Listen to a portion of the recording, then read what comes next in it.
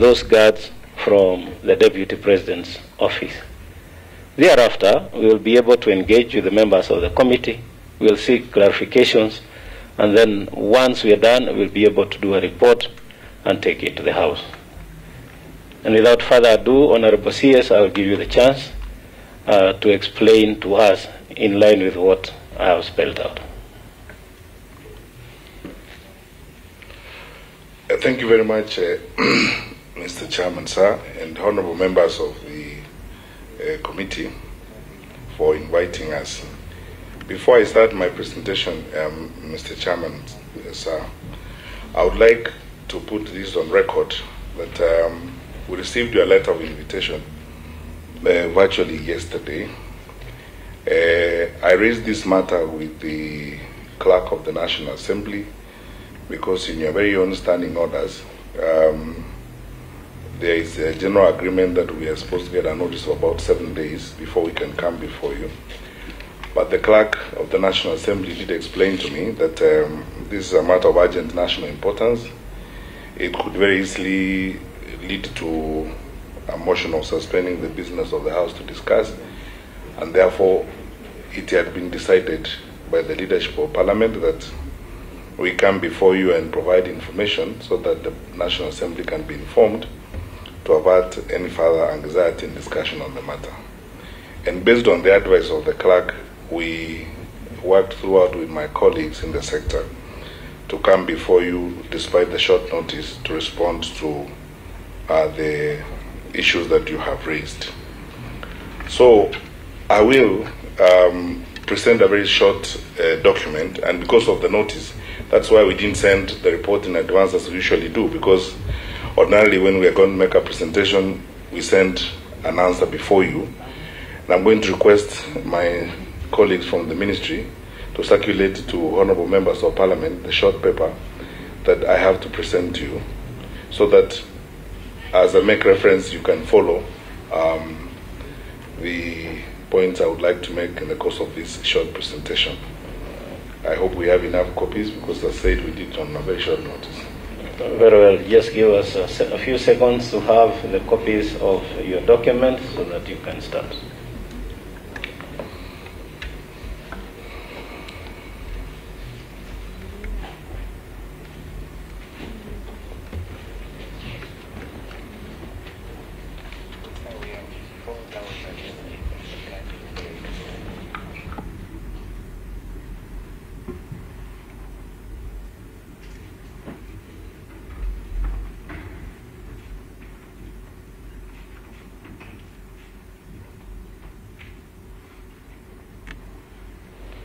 Right, we are ready now.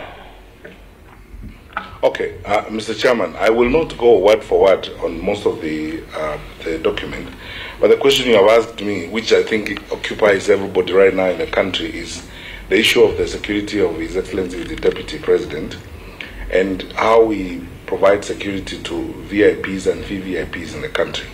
I would like to draw your attention to a document I call Annex 1 that is in blue. In the document you have, because that is going to be the basis of my presentation to you. And if we are all together on that document, on Annex 1, I would like to state at the outset, Mr. Chairman, sir, that we have about 4,000 officers dedicated to the protection of VIPs and VVIPs across the country. And many of them come from the SGB formation, which looks after government buildings, government installations, or what in the police terms we call CIP, with the Critical Infrastructure Protection Unit. And this includes the airports, our critical entry points, critical installations across the country. But the protection of His Excellency the Deputy President and the protection of His Excellency the President is a separate matter. So, Chairman, I would like to be on record on this matter. His Excellency the President and His Excellency the Deputy President are protected by a special formation we call the Presidential Escort Unit. This unit is trained, prepared, and their single or singular responsibility is to protect the presidency, and protect the President and His Excellency the Deputy President. If you look at the diagram that I've given you, and I've left out so many details for obvious reasons because it's a document that is going to be exposed to the public. If you look at the protection of the Deputy President in terms of its infrastructure, is a multi-layered endeavor. The layer that is critical to us is the inner layer, which is essentially the core security ecosystem for His Excellency the Deputy President. And this is occupied by the Presidential Escort Unit. Currently, His Excellency the Deputy President has got 74 officers, that layer, who provide 24/7 protection of His Excellency the Deputy President. And if I didn't remove the details on this, if I brought the actual architecture as it's drawn and presented by our security people, which I can't because this is an open meeting for obvious reasons, we normally say that the protection is given regardless of where, when, how, and so on. The Presidential Escort is dedicated to protecting the Deputy President when he's seated, standing, lying down, moving 24/7. And he has got 74 officers dedicated to this under the command of a Commissioner of Police. There's a Commissioner of Police dedicated to this, assisted by one Senior Superintendent of Police and 2 Chief Inspectors of Police. By tradition and by law, that is how the holders of that office are protected. Mr. Chairman, I have taken the trouble to demonstrate to you, because I went back to the records, and if you look at the document, you have marked Annex 2. I have taken the trouble to demonstrate to you that the holders of that office have been protected before from that unit. I have shown you the strength of personnel that protected that office before, and I've shown you the highest rank of command that managed that protection before. You will notice at the end of that document that the current holder of that office has got the highest number of personnel to be ever assigned in that office, and also the highest ranking police officer to command that protection of the current holder of the office, because Honorable Jaramogi Oginga Odinga had 30 officers. Honorable Joseph Murumbi had 22. Honorable Daniel Arap Moi had 34. Honorable President Mwai Kibaki had 26. The Honorable Josephat Karanja, 22. Honorable the late Professor George Saitoti, 30. Honorable Musalia Mudavadi, 22. And Honorable Michael Kijana Wamalwa, 22. Honorable Mudi Awori, 22. Honorable Raila Odinga, although he did not occupy that office when he was Prime Minister, had 57. And Honorable Kalonzo Musyoka, 26. The current holder of that office, the Honorable His Excellency Dr. William Ruto, has got 74. And you notice that throughout the period, the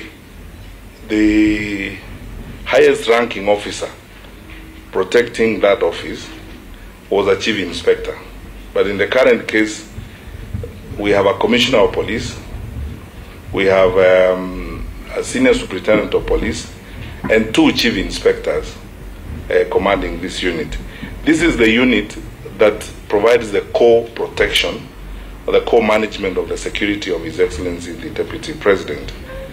But I'm going to demonstrate to you shortly, again using these documents, that this office is allocated even more officers than those ones.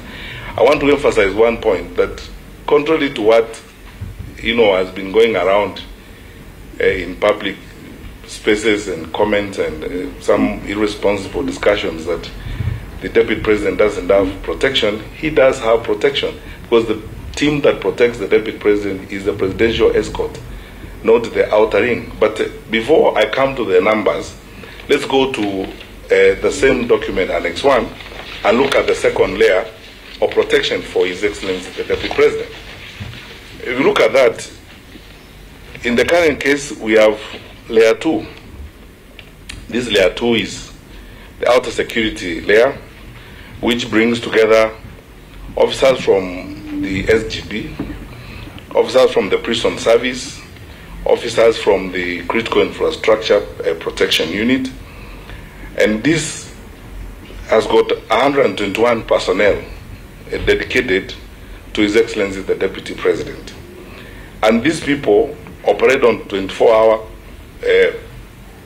support. I am only talking about personnel. I'm not even listing the assets that we have allocated for the Office of the Deputy President. So if you go to layer 2, you have 121 officers looking after the Deputy President.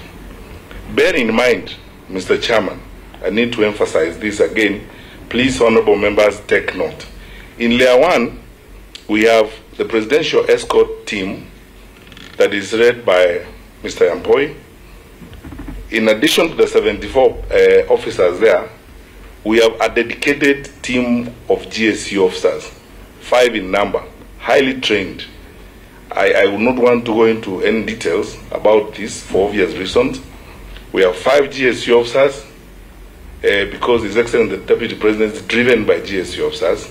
That is why it is actually frustrating to hear people saying GSU was withdrawn from His Excellency the Deputy President. In addition to that, the Deputy President has got 6 DCI officers. So in that inner layer, you have 74 presidential escort, you have 5 from GSU, and you have 6 from DCI, a total of 85 officers. That is the inner layer, layer 1.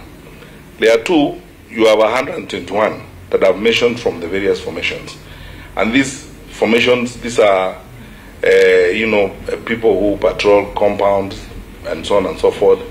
I will shortly demonstrate to you that we have additional security staff looking after the Deputy President. Then there's the third layer.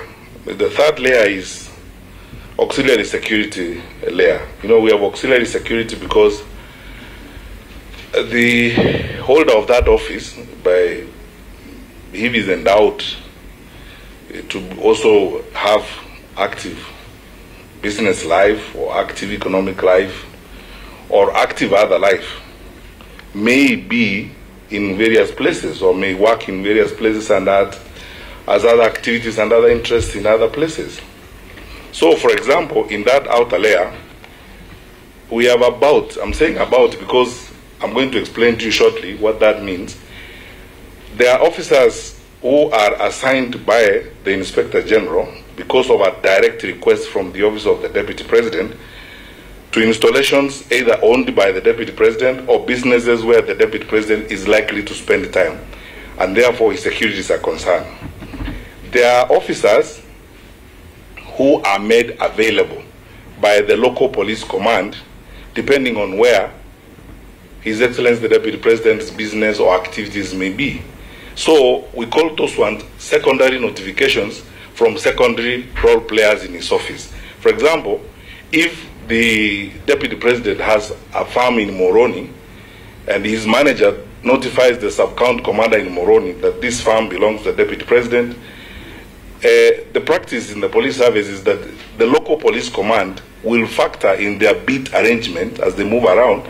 They will factor in X number of police officers who, in their patrol and their movement, will keep an eye on that farm in Moroni because of that interest. So those ones we call, they are made available. They out of that secondary notification.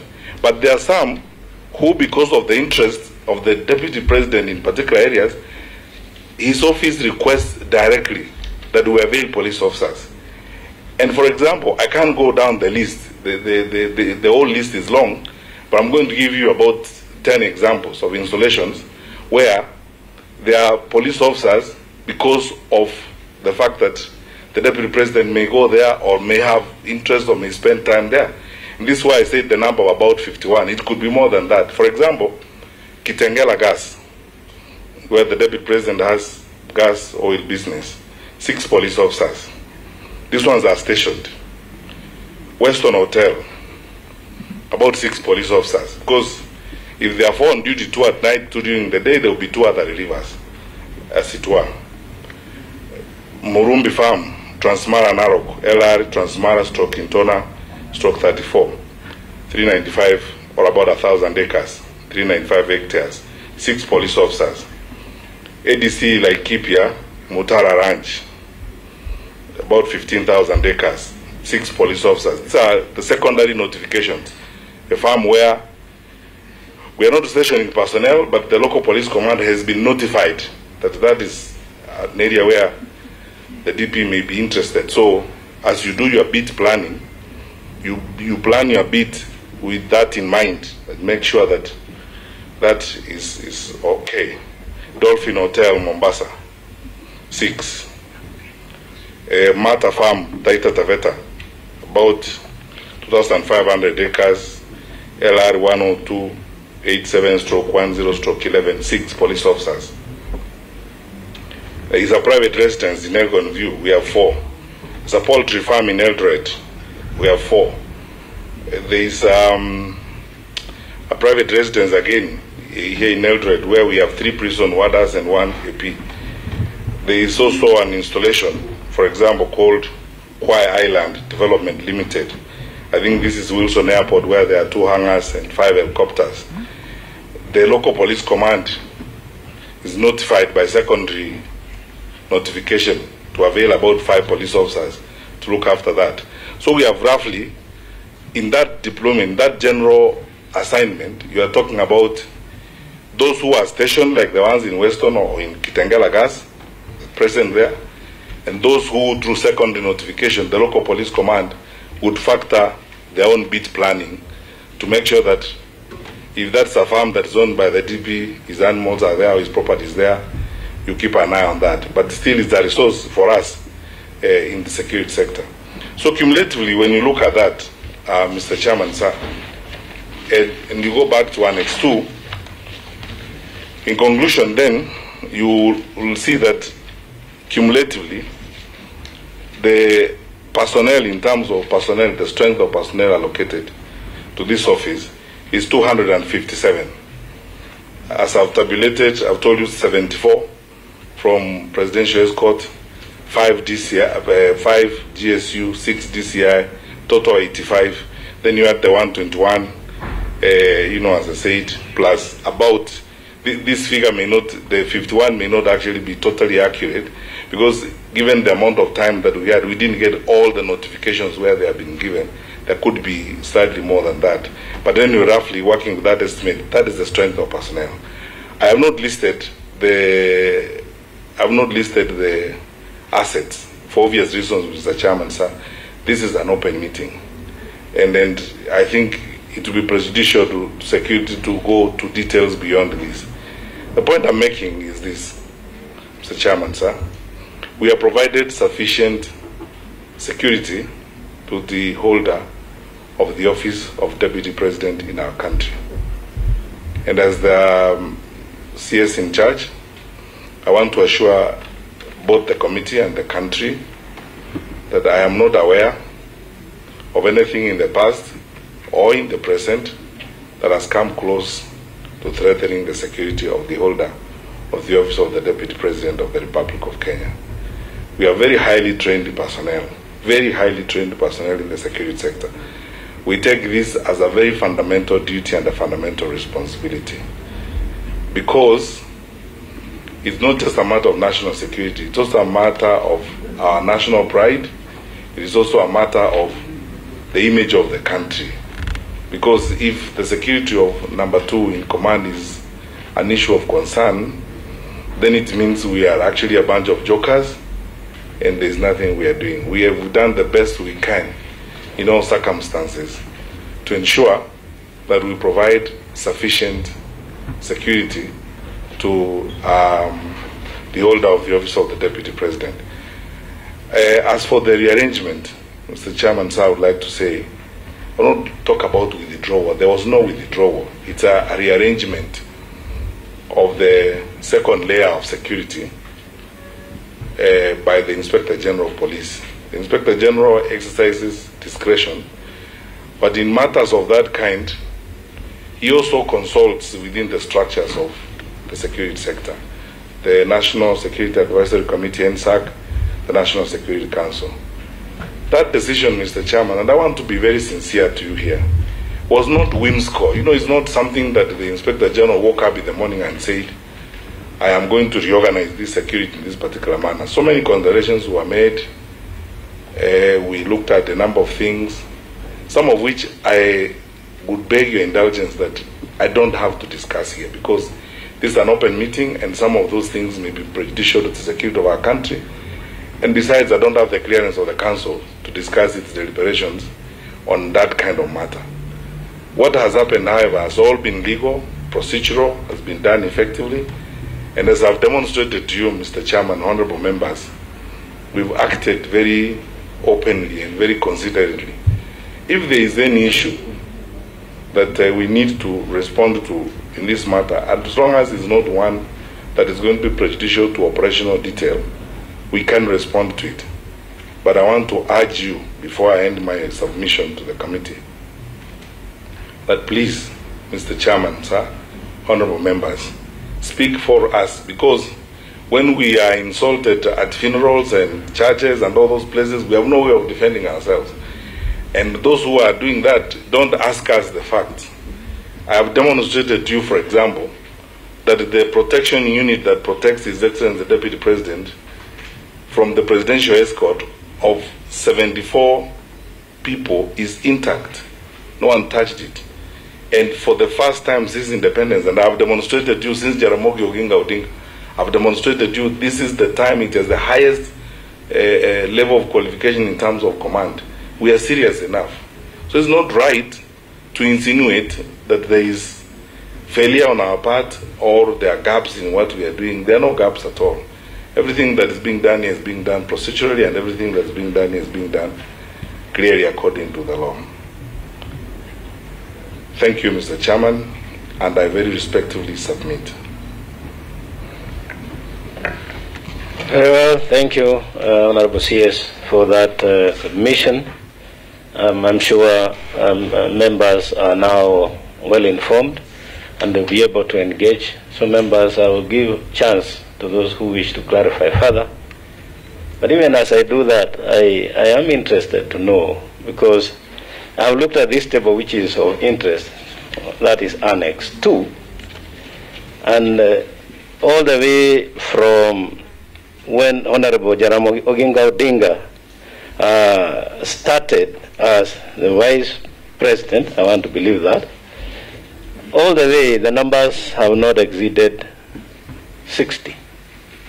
That is the combined security, both presidential escort and any other. Now this one, you are telling us the presidential escort is 74, and there's another 121 APs, another 5 GSU drivers, 6 DCI, and 51 from various properties, totaling to 257. And that's very, very important. So what informs this number of 257 that you have now provided? Is it the case that when His Excellency the Deputy President, or for example the chair of this esteemed committee, requests for security, now that I am in this committee, I can get any number that I want? And how does that sit in the light of the security challenges in the country? Because as much as you are aware, I'm coming from Kirinyaga and there were security issues there. How does that sit with the challenges that you have? Does it then also pose a challenge for your provision of security? Secondly, what caused the rearrangement? I don't know whether you'll say that is a security issue, but what caused that rearrangement to happen for the security of the Deputy President? And then I will also leave it to members. You just pick all of them and you will answer. We'll start with Honorable Chekut, then we'll go to Honorable Albere, and then Honorable Masara, in that order. Then we will take round 2. Chairman, permit me to ask the following question to our respected Cabinet Secretary, Dr. Fred Matiang'i. Fred, you are a great man. We are discussing a national discourse, a sensitive issue. Where I come from, this issue has raised a lot of tensions.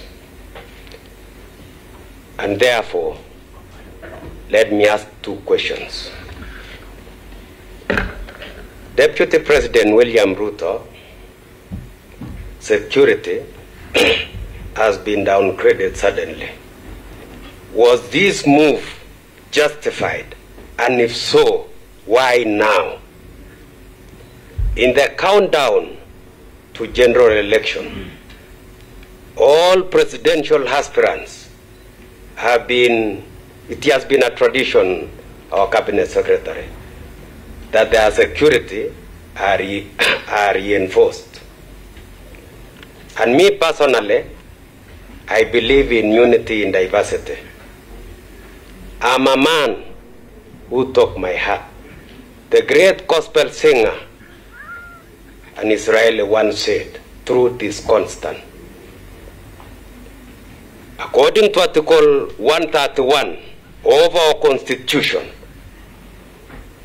A, His Excellency Uhuru Kenyatta is the President, head of states and government. According to Article 131B, he is the Chairman of Security Council. According to Article 131C, he is the Commander-in-Chief of Kenya Defense Forces, 5-star General. And according to Article 131E, he is the symbol of national unity, Cabinet Secretary. Whereas, according to Article 130, William Ruto is the Deputy President of the Republic of Kenya, as well as his principal assistant. Their relationship with the President are like conjoined twins. Their relationship are symbiotic.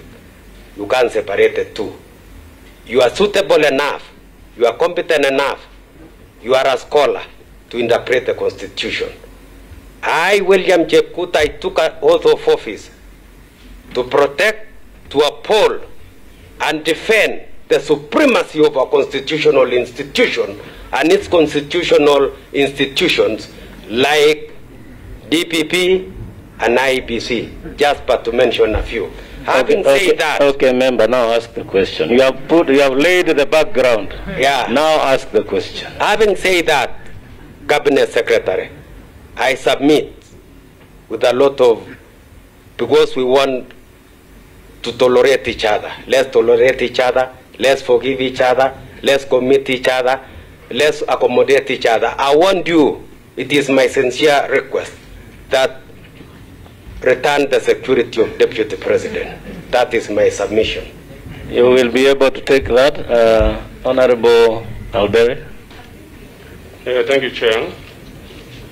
And if I may give guidance so that we allow other members also to be able to ask questions. Don't put too much of background.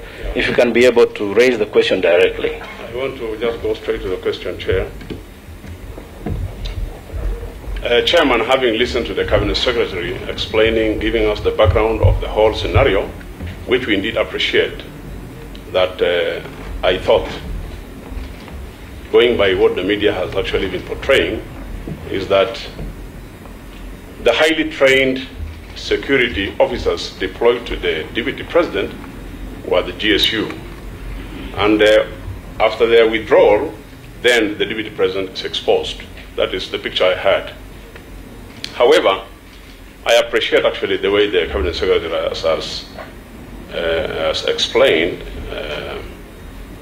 and I'm actually contented that indeed the Deputy President has all the security required for his protection. However, as a matter of national security concern, I want to ask,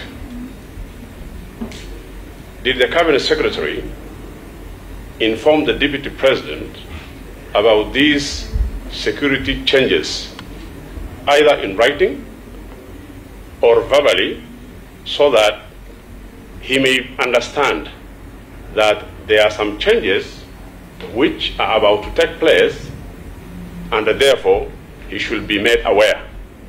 That is one.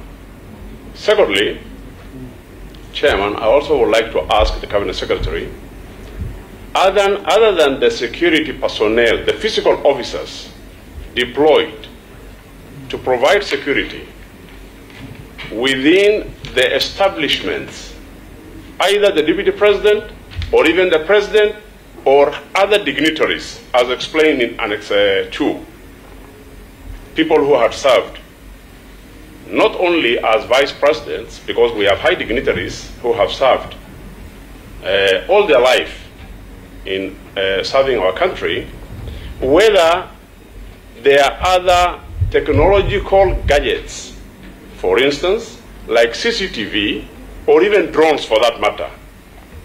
Because personnel will never be enough to provide security to each and everyone. But at least a gadget like a drone, if properly used, can be able to give us information, and it can be able to provide all the security that is needed. Was that provided? Thank you. Right, Honorable Masara. Thank you, Chair. Thank you, Chair. I appreciate the response given by the CS Interior, and we have the annexes which can explain much, but I want him to explain to the nation what Article 245 talks about the independence of Inspector General in commanding the police service in Kenya, so that everybody can understand. Two, the issue of protecting the Deputy President. Have we reached a stage where the Deputy President of the Republic of Kenya can be protected by G4S? I hope I'll get that answer. The third one is, can we get information on the property which were owned by previous vice presidents, so that we can compare vis-a-vis the number of officers given to the current DP? Chair. And finally, why is it that the CS is applying law selectively? We have been stopped from meeting people in our homes as elected representatives of the people, but the official residence of the Deputy President is hosting thousands and thousands of people every day, and they are being protected by the same Kenya police. Yet, even where he comes from, a deputy governor of Kisii was stopped from holding a meeting in his home. But the second house in the land holds meeting despite COVID protocols being breached. Can we get information if we are in this country or one country or two countries? Thank you, Chair. Yeah, that last bit, the CS, you have discretion to answer or not, because we want to deal specifically with security issues. CS, respond to those four, and then we'll pick another round. Thank you very much, Mr. Chairman, honorable members. A total of about 8 questions. I will be very specific, very precise in responding to them. What determines the numbers? We go by requests and what you may describe broadly as expanse. You know, Mr. Chairman, if you become the Deputy President of the country and you are also coming from the business background, or you have capacities, not all of us, there are Kenyans who have 2-3 homes, there are Kenyans who have 1 home, and we are different people. We are not going to stop, insist on, we don't have a president in this country where there's a limit to how many installations we can look after and so on. Plus, you see, my colleagues and I in the security sector live in this fear all the time that should anything happen to a senior leader in government, like the Deputy President, to not only embarrass the country and subject all of us to ridicule, it will be difficult to explain to the people of Kenya. So it depends on the expanse and what you have and what you don't have. And I think I could tie this to what Honorable Masara asked about whether I can provide the properties of the various other predecessors, I mean, to the holder of the current office. What I've given you is everything they had. If they didn't have a kiosk, they didn't have. We just gave them, they were given 22 police officers, that's all, to guide them around as they moved around.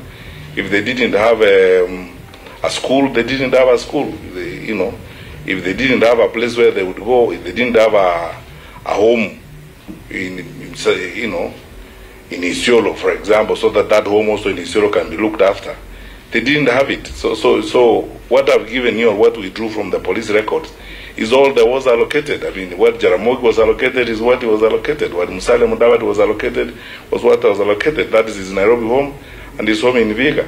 So if he didn't have a home in Isiolo, another one in Nakuru, another one somewhere else, it expands. It depends on, you know, the capacities and what you're able to have from time to time. The police will go that particular way. That is how they are guided in that particular respect. So the numbers are not necessarily determined by us. In fact, I dare say that if we would be absolutely honest and tell you that if we matched all the requests that are being made from certain offices in cases like this, we can't afford it. It becomes very difficult. But it also depends on the expanse. Who is where, what, who has what, where, who goes where, and so on. If today a Mazimbo teacher become the deputy president and my home is only one or two, that's what will be protected, and that's what happens to all leaders and so on. So how does this sit with the ratio? Well, you know, we've been working very hard, Mr. Chairman, and you know, as our security committee, that we have barely moved to a ratio of 1 to 600 in terms of police to population. We're racing against the UN ratio of 1 to 450. But look, there is a point to which you also, as leaders, need to understand the tradition and the way in which we have operated in the security sector in our country. I've seen people asking me questions, for example, saying, why do you provide security to this private facility? Or why do you provide security to look after chicken, somebody's chicken business and so on?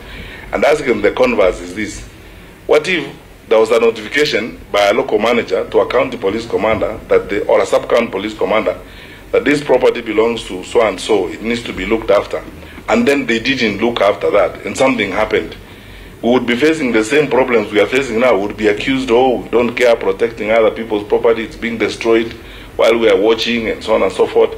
We're in a catch-22 situation. You know, you're damned if you do, you're damned if you don't. But the situation is what it is. It's not a decision that is made willy-nilly by the Inspector General of Police and the people in the security sector. Some of it is driven by demand, some of it is driven, as said, by secondary notifications from personnel and people who are associated with these offices. It is not a burden to us. Let me say that. It has not become a burden to us yet. We are able to provide security, and we are able to continue supporting the office of the Deputy President. The question that was asked by Honorable Chebukut about downgrading the security of the Deputy President, we haven't downgraded the security of the Deputy President. In fact, this is a propagandist approach to this, and almost a lovable thing to imagine. With this level of personnel, and I've not talked about the assets that we have deployed. If you knew the assets that we have deployed in providing, you cannot talk about downgrading the security of the Deputy President. The rearrangement is an action that was done by the Inspector General. As I said, I won't explain the details of it in an open meeting like this. But it's not whimsical. It's considered, in order. The Inspector General takes decisions after so many considerations, as it were. And as I said, he would consult, colleagues in the security sector. He would go to NSAC and other organs. He doesn't just decide off, on top of his mind like that. Did the CS inform the DP? This is routine. Honestly speaking, if we were not in the political context in which we are as a country, there are times when some of us wake up in the morning and wonder, what is wrong with us as a country? The things that we spend time talking about, and so this is really routine. If you ask anybody today, if you, Mr. Chairman, if you walked here to Jar House and asked the regional commissioner for Nairobi, who are the chief inspectors around Nairobi, he wouldn't tell you, because we keep moving them around from time to time. He will turn up at Kilimani and a gentleman will introduce himself, I'm the Chief Inspector of Police, this is what I do, and so on. It's routine work. So are you going to spend your time, every time you are doing routine work? Our job is routine, to make sure that we protect the VVIPs in our midst.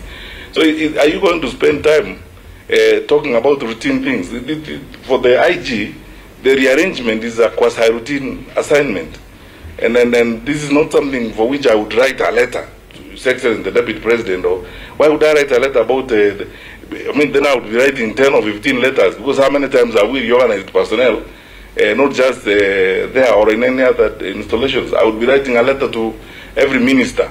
Every time we rearrange security, I would be writing letters to every constitutional office holder, to the Speaker of the National Assembly, to the Chief Justice. Every time we maybe yes, you can tell us, because you have stationed, you said you stationed 74 GSU officers there.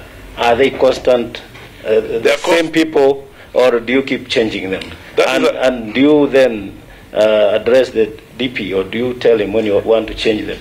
Or they are the same people who started and are still there? The Presidential Escort team is an exclusive team across the country. They are exclusive because they are trained, they are prepared for that job. The commanders of that team are people who have been working with His Excellency the Deputy President for a long time. We haven't changed them. That is the cause, as I showed you in Annex 1 of my document, that is the core team that provides security to His Excellency the Deputy President. Probably, actually, if you were changing those ones, you would have reason probably to tell the Deputy President. But these others are doing almost routine work.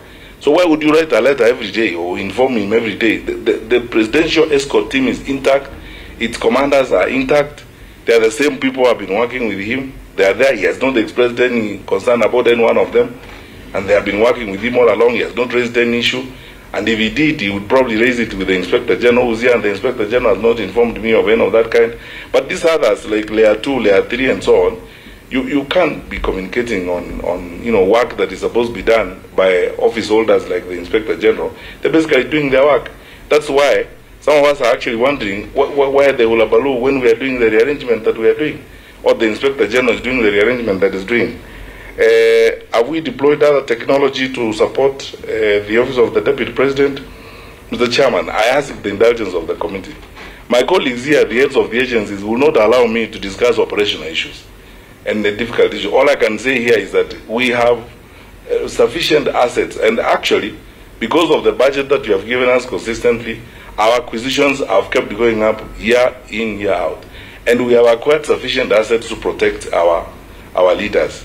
There is none of them who is in any particular danger. And of course, the Deputy President of the country is not in any danger at all. We have sufficient assets, we have sufficient personnel, we are fine, and we are protecting him without a problem. I would not like to go to operational issues and address those kinds of. The independence of the Office of the Inspector General, that is why sometimes we ask the question, do we actually respect this independence? When the Inspector General takes discretion because of information he has, makes presentations and raises issues and talks with us and so on and so forth, and then every so often we come back to excoriate him, Mr. Chairman, as our leader in security, you know this, and all of you members of Parliament who belong to this committee, you know the number of decisions that the IG makes on a 24-hour cycle is incredible. We can't second guess them. They make these decisions independently, but of course they consult with the other organs of the security environment. And we all agree with them on this particular decision he made to make the rearrangement. We are all aligned, we are all agreed. I wish those who are actually raising concerns about this, especially because they have access to facts and they can get this information, they look for the information and facts about it. Allow me, Mr. Chairman, sir, to not comment anything about that issue of G4S. I don't want to trivialize the matters of this country and the security of our country in that kind of manner. I don't want to be that petty. I mean, we are a serious country. We are respected around the world. We are a serious government elected by the people of Kenya, given serious responsibilities. I would not like to comment and to be so flippant as to comment on things like those about G4S and so on. On the issue of, lastly, applying the law selectively, you gave me discretion to skip the answer, but suffice it to say, we are not applying the law selectively. Sometimes it boils down to people also taking moral responsibilities as national leaders. Because it gets to that point. The lives of the people we lead is also a matter of your moral responsibility as a leader. Thank you, sir. We will pick the second round. I'll pick Honorable Nimrod, Honorable Kingangi, and Honorable Ambogu. Chair, before you go, a very important question of mine has not been sufficiently answered. Which is it? Article 245. In regard to what? The independent of the Inspector of General in managing the way it has been answered is not coming out clearly. He has done. I thought he did. I was listening so carefully.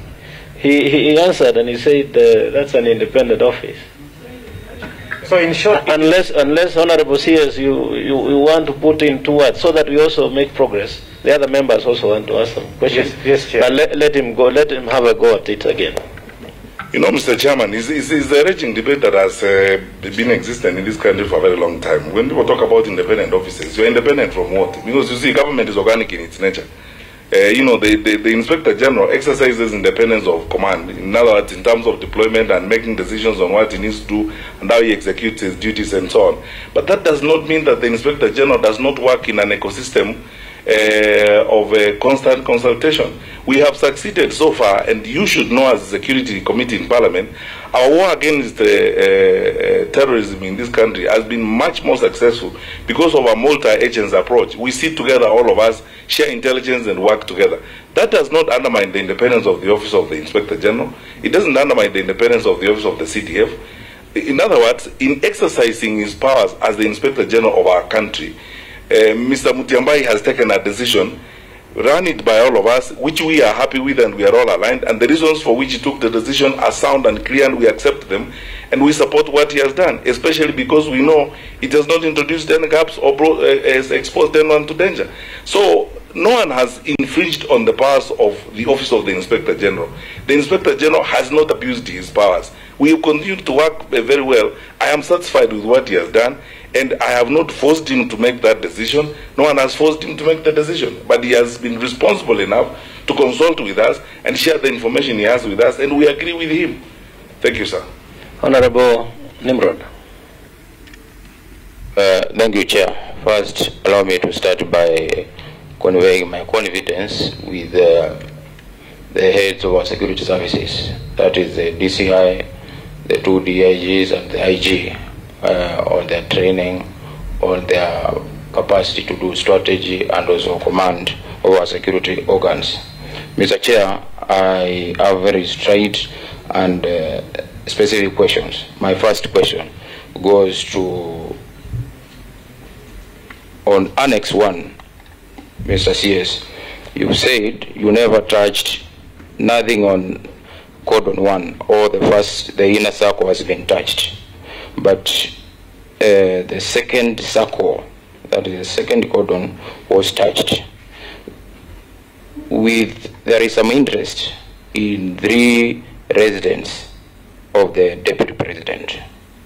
And within the 3 residents of the Deputy President, I think the one in Karen, which also doubles as his office, and another one in Isgoi, and I think it's Nakuru Endoret. That one is where the second cordon, we have GSU officers who are undertaking the guarding services of those residences. The GSU officers were interchanged with Administration Police Service officers. There is also, apart from the interchanging, there is also the aspect that there were reduction in numbers. It was not 1-for-1, as in you remove 30 GSU officers and bring 8 Administration Police officers. So I would want clarity on that.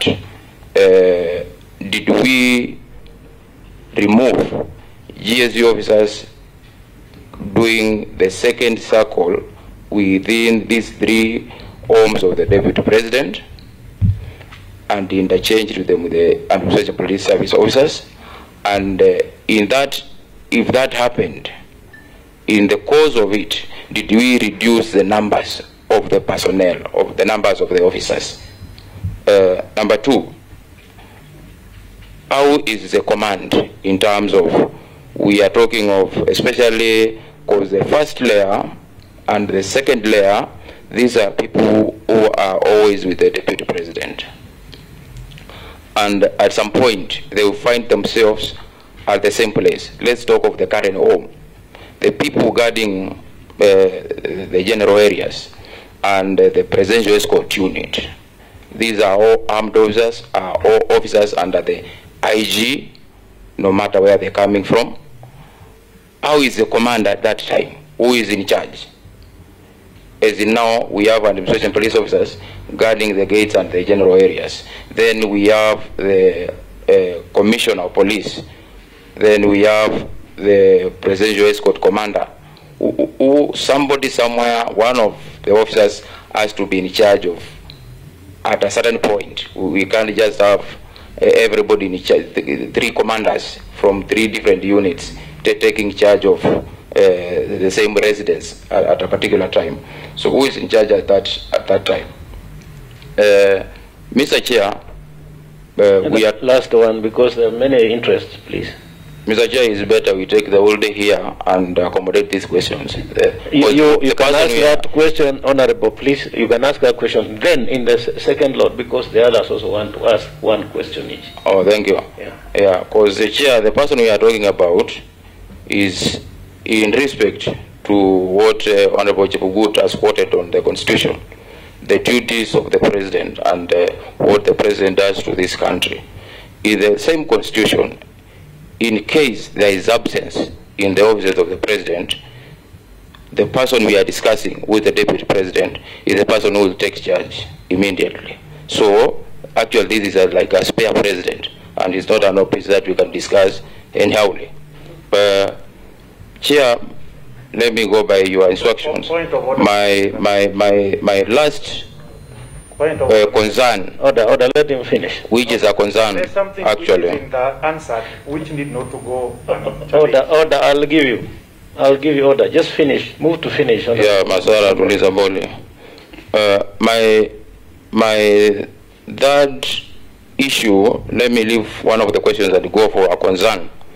I believe the action taken has, in a way, opened up our security agencies to unnecessary scrutiny. As in, there were no discussions before this action as to who is superior between the GSU and the APs. And now, the removal of the GSU and the bringing of the APs is the one which causing the aspect that there is some downgrading, that the security has been downgraded because the GSUs were superior to the APs. I think, Mr. Chair, that is something which should be addressed, and especially by the IG. It can't go out to the public there, because it means the other Kenyans who are being guarded by the APs out there, they are not as secure as they would be if they were being guarded by the GSU.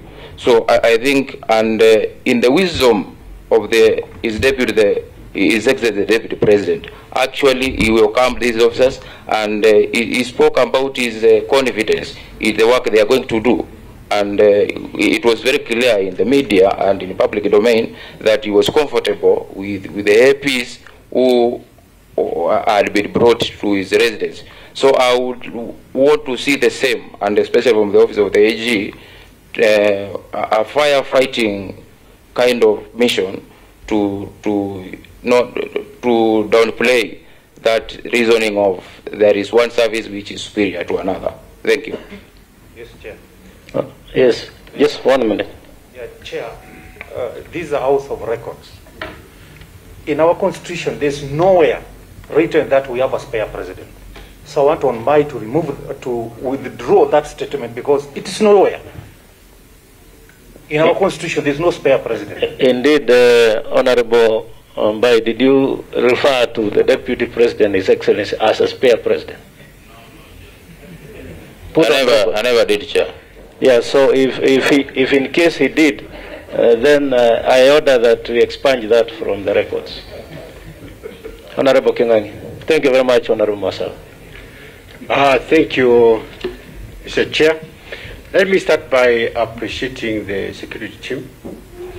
I have a lot of confidence in Kenya's security apparatus, their professionalism, and the organization. Having said that, alluded to, and other members have also asked, and it is a bigger question of the public right now. The reason why. Why did the change have to be done? Why now? And given the fact that the service standing orders and even the Act give the GSU the responsibility for State House and state lodges, unless one is arguing that the state lodges are more superior to the official residence of the Deputy President, then even the question of downgrading can be argued that it was a downgrade. Because if a state lodge which is visited even rarely, sometimes not visited even once a year, is being guarded by GSU, then one could even argue that it is a downgrade. Secondly, the strength of a security force is not the strength of the person standing at the post. It is the strength of the chain of command, it is the strength of the depth, I would call it. For instance, the G company that guards the State House is backed up by a Recce company, which has got sufficient equipment, training, and it is configured as to enable that force to intervene if the need be, to be able to do whatever is necessary depending on the circumstances. So if you bring the SGB to the equation, then what becomes of the chain of command? What becomes of the backup plan? How does it work? So the question why it was done, I think it's still pertinent, and I think it's a big question in the minds of the public. Finally, I don't want to dwell into this. I think as much as we talk about the inner security layer and the outer layer, it has been tradition, and it is also captured in the Act and the standing orders that the GSU does protect. So I don't believe, and I would like to be explained to how the Inspector General has discretion in changing something which is provided for by the Act and the standing orders. So my question is, why? Thank you. Yeah, I hear that the bigger question around it is, are there GSU officers guarding the residence of the Deputy President? And I think I hear that everybody, and it's cutting across all members. Let me clarify. Yes. The second layer, because that's the argument, that the second layer has been changed, the inner layer has not been changed. The second layer State House is still GSU G company, backed up by the Recce. And it would make sense. It would make sense when the second layer was GSU, backed up by the same Recce company, which has the capability and training to back up. I get. Now the police chiefs are here. They'll be able to take that up. The last one was Honorable Mujib. But a point of order, Chair. I'll be asking my questions. What is out of order? And you are in the next round. Yes, I think as members of the Security Committee, we can also not just be throwing words. When you say State House should be guarded as same officers as the residence of the Deputy President, there should be reference to the law and the standing orders. And Honorable King'ang'i, the law talks about State House, state lodges, the President, and the Deputy President. not the residence of the deputy president. Yes, in fact, I had wanted that to come from the Honorable CS so that they can give us details. I had that question, but let him clarify on that. Honorable Ambu. Thank you very much, Chair. I will actually start my question from where Honorable Kaluma has just gone in. I wanted to ask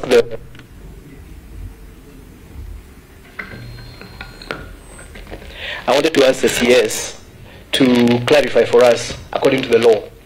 We have seen the act, we have seen it being shared very widely. I have heard my colleague Honorable Kenani suggest that the Deputy President's residence should be above State Lodge. That's where I just understood him to be suggesting right now. But the law is very clear. We have the President as a person, the Deputy President as a person, state houses and state lodges being guarded by GSU. What I now wanted to understand, what is the definition of the Deputy President's residence according to the law? Is it categorized into something that then becomes part of what is in the law to be guarded? That's my first question. My second question goes towards timing. We live in this country, all of us, and I'm sure even you are very alive to the fact of the politics.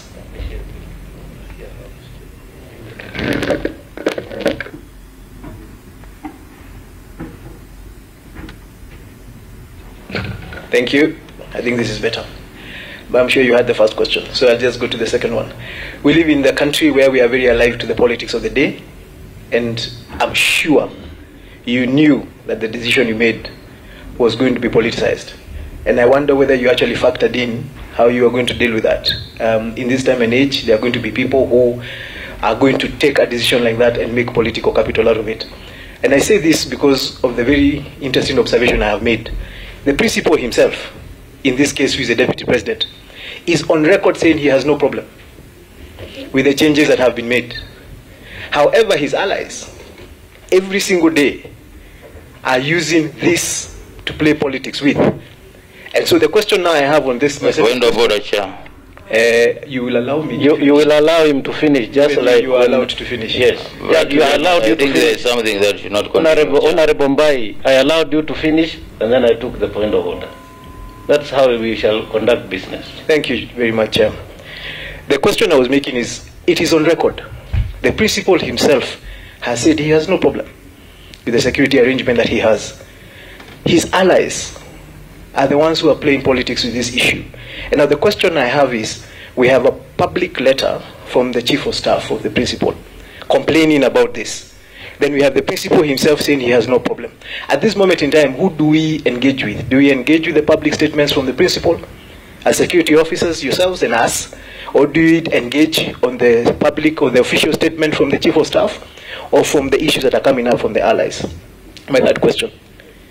We have a situation, and I want to, it's something about order of command. It has been raised by a couple of my colleagues here, the issue of when you bring in new formations around the Deputy President, is there a structure that takes over that formation? It says that now you have come in around the Deputy President, you report to this particular officer, or what exactly happens? I ask that for this reason. When we have a situation where a VVIP has security officers who are police officers, who are then protecting situations that are not legal or lawful, as my brother Masara might have raised, who do you question at that moment in time? You have a situation where police officers are not allowed, are not supposed to allow us to have public meetings. And then I have a public meeting, and my police, my security escort is there with me. Are you able to ask him, as the IG, to give you information of what that particular issue that arose? Because maybe that is part of the problem we're having here. My final question, which actually has been sent to me by somebody from Nyeri, who apparently, I didn't know we were live, is, does the law determine how many officers a VVIP is supposed to have? Is there a constitution? Because sometimes I feel as if part of the reason we're in this problem, I have looked at the historical security of all the vice presidents that we have had. The decision that jumped from 30-something or 40-something or 50-something to 257, how was that decision made? And is that what we are suffering from now? Because once you give me, for example, as a member of parliament of Nyeri, if you give me 10 security officers today, and maybe the law says I should have 1, then tomorrow you come at 5, and leave me with 5. I will really come and complain that you have downgraded my security, despite the fact that the law says I should only have 1. So part of the problem, and maybe the question you can help us is, how did you make the decision to have 257 officers? And is that what the law requires the Deputy President to have? And at what point do you then reduce them? And does that go against the law? Thank you very much, Honourable Chair. Thank you very much, Honourable Waziri. And I think I asked that question from the onset. Another question that is troubling everybody, including I asked whether if I want to beef up mine, you can allow that to happen, and you skipped it. Maybe this time around you will be able to address it. But what is out of order? Yeah, thank you, Chair. Chair, we are discussing the matter of security, actually government, the Deputy President, the CS answering questions about security, which is government. I don't know where the issue of allies are coming from. What is allies in government? What is allies in government? Well, I hear you, but I hope it's not me you're asking. If you ask me allies in English, I know what it means. I'm asking through the chair. Honorable Wambugu said is allies. So I'm wondering, we are discussing government and security and the Deputy President. Okay. What is allies? What are allies, Honorable Waziri Wambugu? What are allies? Thank you very much. I'm actually very happy to answer that question. The reason we are seated here, just explain who allies are. The reason we are seated here, the definition of allies. There was a complaint that was public. That is what has raised us, given us the opportunity to, made us actually summon the CS and his team. That complaint has been public. Allies are the people who are associated with the Deputy President, his friends who are looking out for his interests. And I don't think it's a bad thing. I think it's actually a good thing. Yes, I think, and he alluded to, and this is very important, Honorable CS, he alluded to a letter written to IG of Police by the Chief of Staff, and I think that needs to come out, so that in case, and if indeed it happened, then we also want to be privy to the contents of that letter. Honorable CS, I think you can go. Thank you very much, Mr. Chairman, sir, and thanks, honorable members, for the questions that you have asked so far. Let me start in the order in which they were raised. The question that Honorable Mbai asks about downgrading and whether or not we should comment about this. Let me be very frank as a public officer and the minister in charge of security in the country. Most of the debate that is going on about this, and anyone you hear talking about downgrading, definitely they display some measure of very frustrating ignorance. For example, the IG has got over 13 other units, some of them crack units that he could draw from in providing support to the Deputy President's security. When the Deputy President moves, for example, to some parts of the country, if the IG feels that he needs to bring in SOG or QRT or so on, you see people are raising questions. Many of the people who are debating these things, first of all, don't understand the entirety of the formations of the police service. They don't understand the strengths and the capacities that we have and the training and the capacities of all the other formations. So people have just proceeded from a propagandist easy point of saying you're downgrading the security of the Deputy President and so on. We're not looking at the facts as they are. In that layer too that I have used to demonstrate to you that we actually call these in operational terms support services, because the core team that is supposed to protect the Deputy President is the presidential escort. This is what is prepared to protect the Deputy President. Whether he is driving, walking, flying, what have you, these are the people, it's intact, he's protected. Then support services, the IG has got over 13 units to draw from to provide support services. What tells you that this unit is stronger or weaker than the other one? And over a period of time, given the resources that we have deployed, there are other units that actually you do not know of that probably have got stronger and even better capabilities to do certain things. Because let's look at Article 10 of the National Police Service Act. It's very clear. The IG shall determine the distribution and deployment of officers in the service. And how does the IG determine? He uses the information that is given. He uses the intelligence that he receives. And from time to time, he will make certain changes. Why are we second-guessing the IG in the decisions that he has made, when he has made so many of that decisions, of such decisions in the past on other areas? And we have demonstrated clearly that the deployment in terms of personnel and asset that we have given to protect this office and the holder of this office is very strong. In fact, Mr. Chairman, some small counties in this country, like Vihiga and Nyamira, for example, probably don't have this kind of deployment, and in terms of even assets, as it were, in providing the support that we are providing to this office. So the question of downgrade, and I would like to sorry, what did you say? I'm saying that there are some counties that are smaller in the country. The smaller counties like Vihiga, for example, probably don't have the strength of deployment and capacities and assets such as we have deployed to protect the holder of this office. So when people jump up and say, oh, you know, there's downgrade and so on, in quality and operational terms, you'll have to go into an operation room and listen to the director of operations tell you everything about this before you make that kind of conclusion. I want to state here again categorically, for the record, there has not been any downgrade of the security of the deputy president, period. So this banding words around really, honestly, is not fair. Why was this done? I explained to Mr. Chairman. I am willing to discuss that, but I can't discuss it in an open meeting. Because that is tantamount to sharing the notes of the National Security Council or the Minister of the Council in an open meeting like this, and I have no clearance to do that. Why and the background to this rearrangement, I cannot discuss in an open meeting, because I'll be going deep into an operational issue. Are you able to discuss in camera if you have clearance? Do you have the clearance to discuss in camera? If you provide, this is the committee that oversees the issues of security. If you provide an in-camera proceeding, maybe I will discuss that. I will be able to explain the background to that.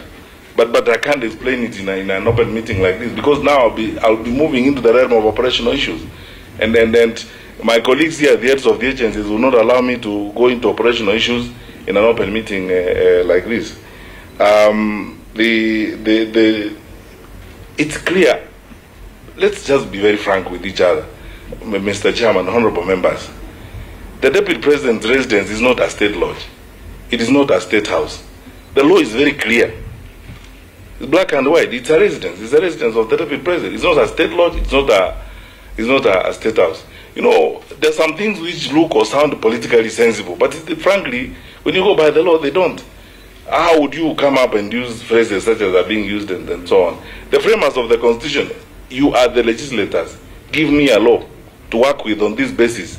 Give me a law that designates the residence of the Deputy President and makes it a state lodge. Then, on the basis of that law, I will gazette it. The gazettement of state lodges is very clear. The law is clear. The record is there. You know, the state lodges and state houses that are supposed to be protected by GSU. The residence of the Deputy President is neither a state lodge nor a state house. Sasa mimi nafikiri hapo, Mr. Chairman, ni sawa. Just proceed with the rest. Yeah. So the question of the politics of the decision that we made.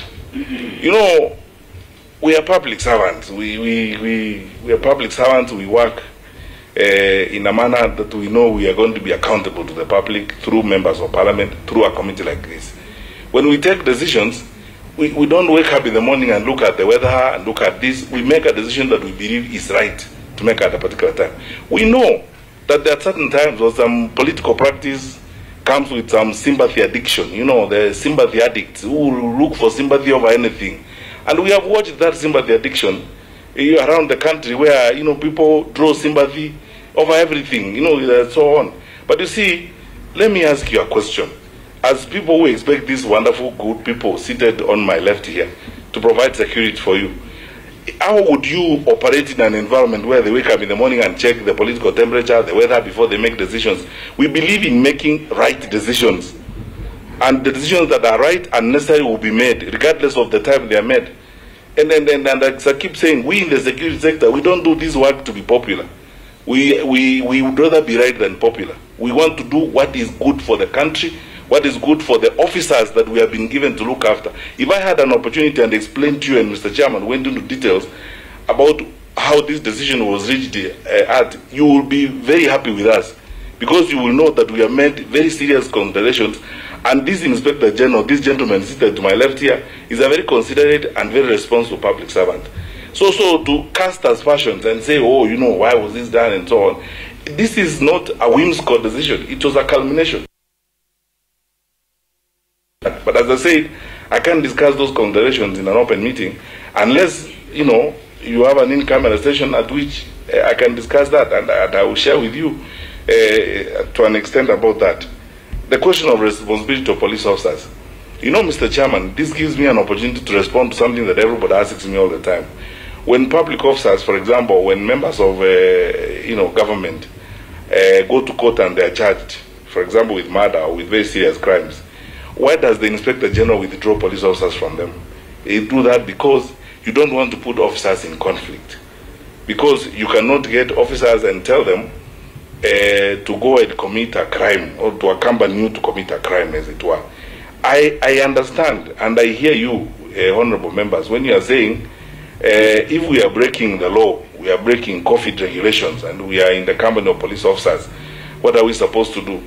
We all start, first of all, with the fundamental good faith in all of us. And as I said earlier, there must come a time in the positions that we hold when some of the actions we take are driven by our own moral positions. So if those leaders, some of them senior in society, feel that what they are doing is the correct thing, of course, it's for the public to judge, but we have kept pushing our police officers, and I am aware, because the Inspector General has told me, that he remains in constant communication with senior police officers in the command of those who guard such VVIP officers to ensure that they also assist in ensuring that the law and order is maintained. We hope that this situation will improve, but I can hear the concern that the honorable members have, and will continue to work at it. Is there alone the number of deployment? There is no law. I'll be very happy if you enacted one. Maybe if you actually enacted one and said, for every holder of an office, you'll be entitled up to X. It will be very happy. I mean, we will all be very happy, and I'm sure that the gentleman to my left will be very happy, because it will make their work much easier, as it were. But now, as it is, I gave you this example, Mr. Chairman. If today, for example, the holder of that office requested that I have a butchery in Rongai, and I need the butchery to be guarded, and you refused to guard the butchery, then the butchery was attacked tomorrow. I mean, if we are insulted now, look at how we are being excoriated for just a routine reorganization of security. Can you imagine what would happen to us if that happened? So when a request comes, we accede to it. And then we keep moving forward. And all these wonderful men in the police service are doing so in good faith. And the question here then was, up to what extent will you keep on acceding to requests? Up to which number will you then stop? Because as much as you're answering the others, you will now open this line for us to be able to ask for extra police officers or security officers, for that matter. Well, please enact a law. I think let's end the debate there. If you enacted a law that brought about limits, that brought about talked about numbers, and then we can be able to solve that problem once and for all. The letter from the Chief of Staff that was written to the IG and to the Inspector General, to the Head of Public Service, and copied to our PS, Dr. Kibicho. You know, the less I said about these things, the better. To be very honest with you, because of one thing. You can notice how, in some cases, Mr. Chairman, to be very frank with you, if we are not careful as a country, we are sinking to new laws. Where in this world, just tell me, Mr. Chairman, where in this world would a holder of an office of Chief of Staff in a senior office like that write a letter and put it in social media before it even reaches the Inspector General of Police? Where? And then so on. You know, this issue has been characterized by some very juvenile activism, petty propagandism, and so on. And then the facts are lost in that process. And we don't want, because we are respectful of the institutions that we work, we don't want to go that direction.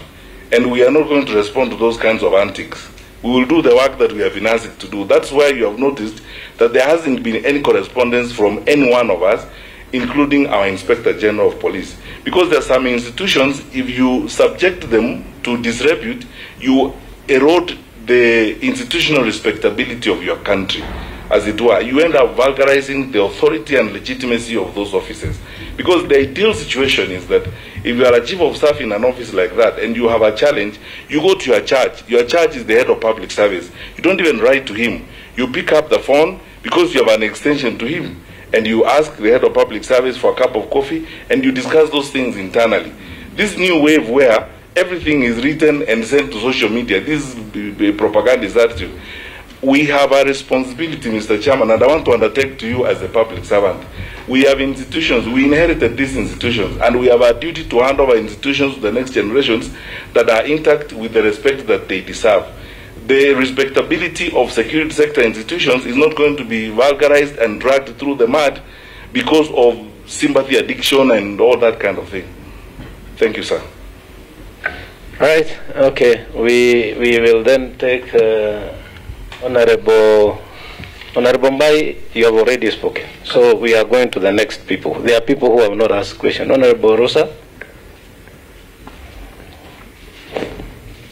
Honorable Kaunya.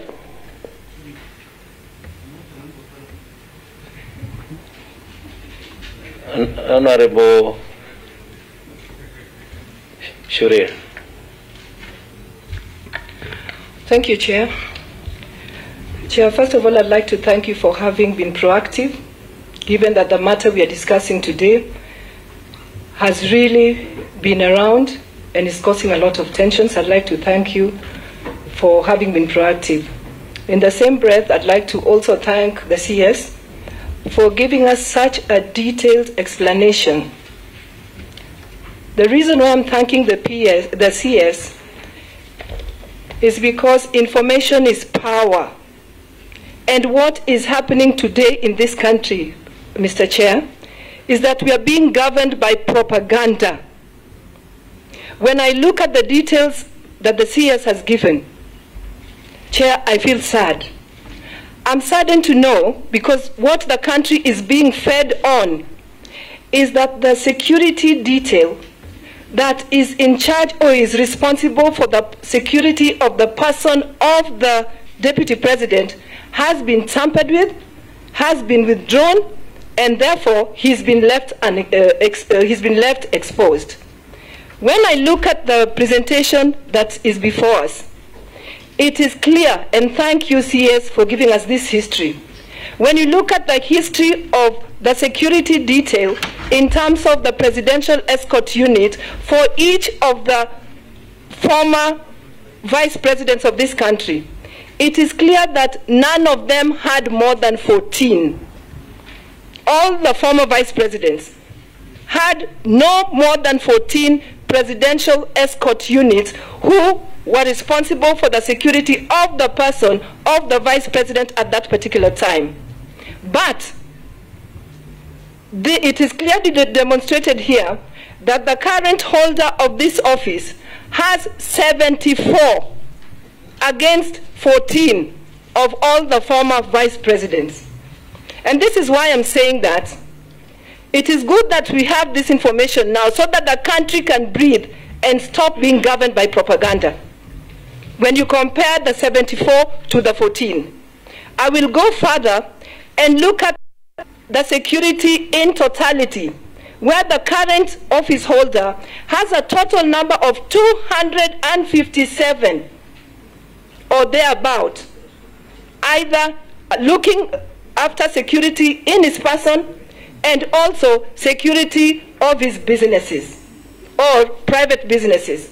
257 against the highest of 57 of the Honorable Raila Amolo Odinga when he was the Prime Minister at that particular time. So we are comparing 257 with that highest of 57. The reason why I'm bringing up this comparison is that so that Kenyans can actually see the reality that indeed one office has 257. This clearly brings me back to Animal Farm by George Orwell, where it says that, indeed, we are equal, but some people are more equal than others. And the demonstration here clearly shows that if you are a holder of the office of the Deputy President, you are indeed more equal than any other Kenyan. And Mr. Chair, I'd like to request the CS at this particular point, because I know Kenyans are watching, Kenyans are anxious, Kenyans feel exposed and unprotected. Could you kindly, in a very gentle manner, also let us know that as much as we are discussing the security of the Deputy President's office today, how exposed are these Kenyans? What is the ratio of this police security to the Kenyans? I would like to request for that. I would also, my second question, Chair, and I was quiet when everybody was talking, so I just request members to also give me that opportunity. Honorable Peter Masara, my second question. You let Honorable Rosambu speak, and then you'll ask after that. If there is a point of order. Yes, point of order. That is how we are conducting business. Yes. Please. My second question is I'd like to know from the CS and his office, is there a code of conduct that governs how you carry out your routine responsibility? For example, because everybody is asking, why now? Why now? And we've clearly seen that there was just a rearrangement. Rearrangement to me, coming from a background of being a teacher of English language, does not mean withdrawal. It does not mean downgrading. It is rearrangement.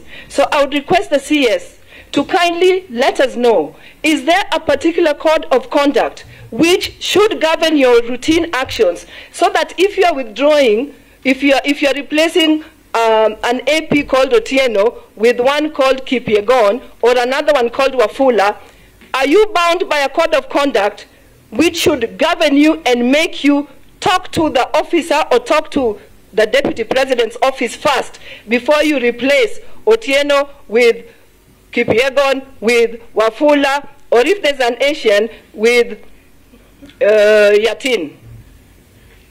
I'd like to know if there's a special code of conduct, and if you actually didn't follow that code of conduct, then why? That should be the question, not why now. Because if it's routine, I imagine that you can carry out your routine activities. But I'd like to know, is there a code of conduct that governs your actions when you have to? Done?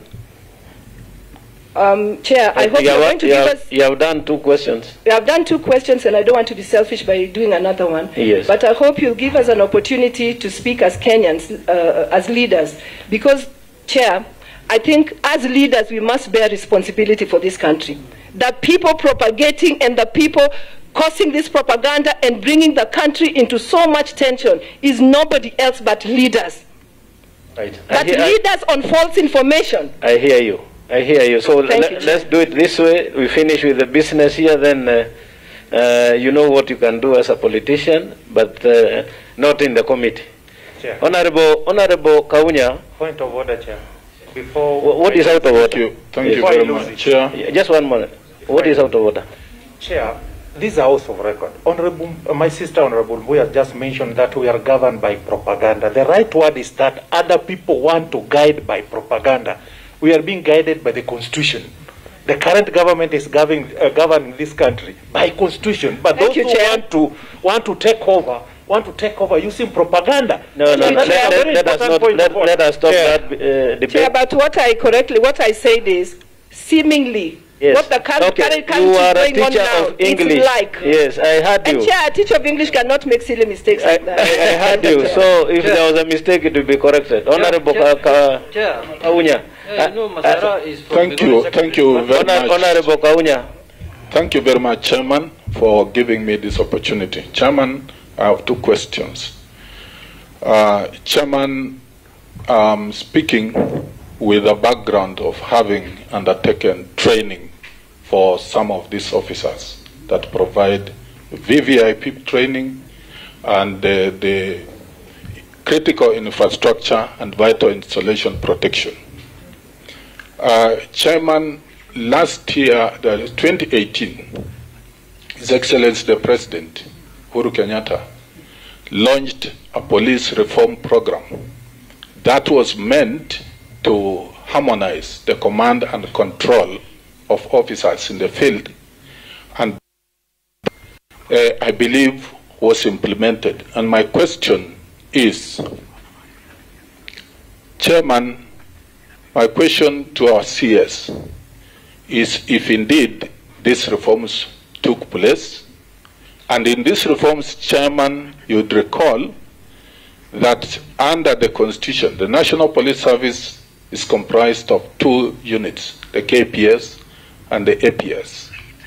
The distinctive roles were clearly specified in this arrangement of the reform, where the APS under DIG APS was to undertake that protection, critical infrastructure, the border, our borders under the border patrol units, and of course the protection of the VVIPs fell under that unit. And the Kenya Police Service were to undertake other roles as specified. And these roles, I believe, if that was implemented, and I think that's a question I want to ask the CS, then the question of all these rearrangements is actually, Chairman, misplaced, because the units that are supposed, and they have been trained very well on protection of very important people, VVIPs and VIPs, are the Gender Service Unit and the APS. And Chairman, you recall just a week, 2 weeks ago, Chairman, we were at Kanyonya, Chairman, you'll recall, where we have the Border Patrol Unit and the training. You witnessed the kind of training of the QRT, for example, the Quick Response Unit, is one of the most well-trained units that actually is supposed to be guarding the president. Now, based on that reorganization, CS, if you can clarify, even for the public, it would really help everybody to understand that aspect. The second question, I believe that our police officers are well professionally trained and they are doing a good job. Of course, they need to be funded in those areas of shortcoming. But, Chairman, there is something that needs to be clarified by the CS. Whether there is a gap in law in terms of the numbers we deploy, more particularly, Chairman, I want to give an example. In America, when Donald Trump was elected to be president, he resigned from all the companies he was guarding. I think there's something not very, very clear about what the CS brought out, that requests for guarding of even a butchery. I think this question has either gap, and I think the CS, if you can clarify, then, Chairman, I would propose as a committee, we come up with amendments to make sure some of those gaps are fixed. Thank you, Chair. Thank you, thank you. I thought you would start by saying you were previous commandant of which college? Chairman, I was commandant of the AP Training College at Embakasi, and some of these officers who have been deployed to guard is the Deputy President are some of the most well-trained internationally, not local training. They are trained internationally. Okay, thank you. So, and very, very have the confidence that they have what it takes to do the job. Thank you. Honorable Shule. Thank you, Chair. I have two questions for the CS. There was this famous gentleman by the name Kenei. Could you tell the committee, was this gentleman a GSU officer who worked at the DP's office? Was he a GSU officer or an administration police officer? Question number two. Tongi.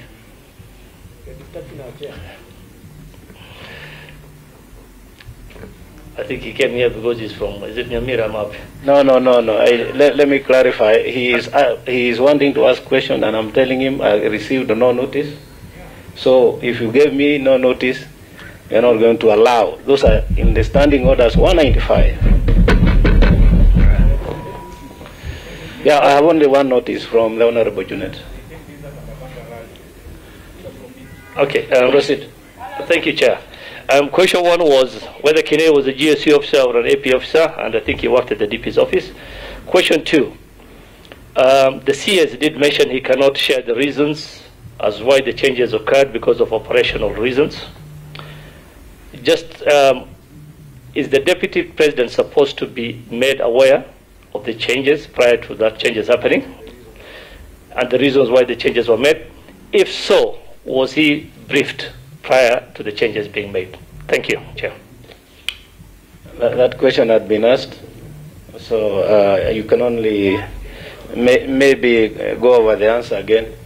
Now, Chairman. Honorable Bai, because there are people who have not asked questions, and they are members of this committee, and they need to engage. So allow your colleagues. Clarification, Chair, not a new question. Not clarification. Okay. Let the others finish. Be fair to them also.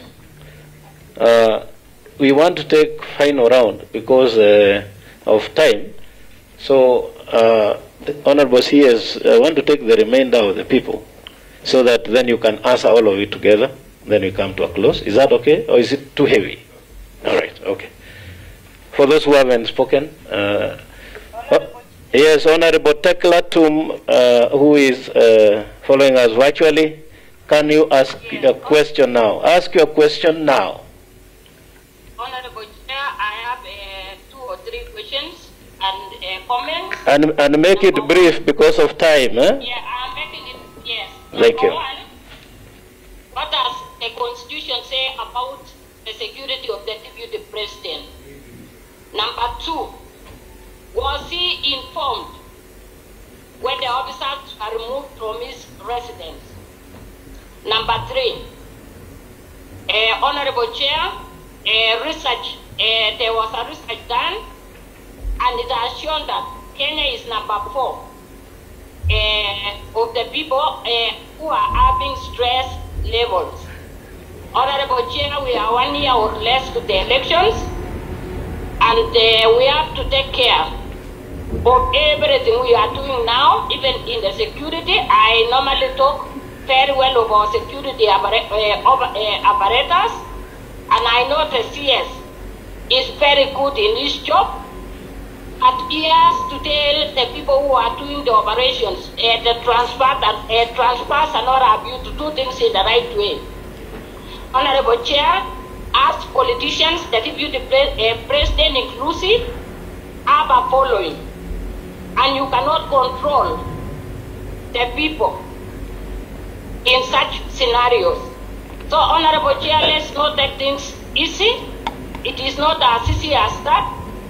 As members of the security, we want the security of all Kenyans and the top leadership inclusive. That is my contribution, Honorable Chair. Thank you, Honorable Dr. Tekla Tum. I can confirm that we have heard all your questions and the CS has taken note. We will leave you and we'll keep you on so that you can get the answers when he starts replying.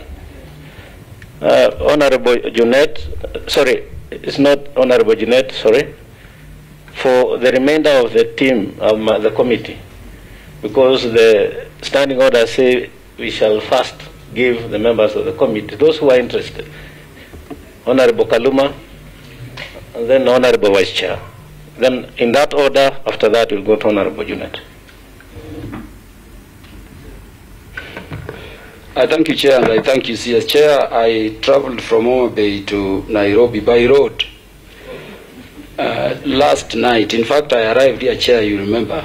I communicated with you at 5 a.m. in the morning, believing that the Deputy President was exposed.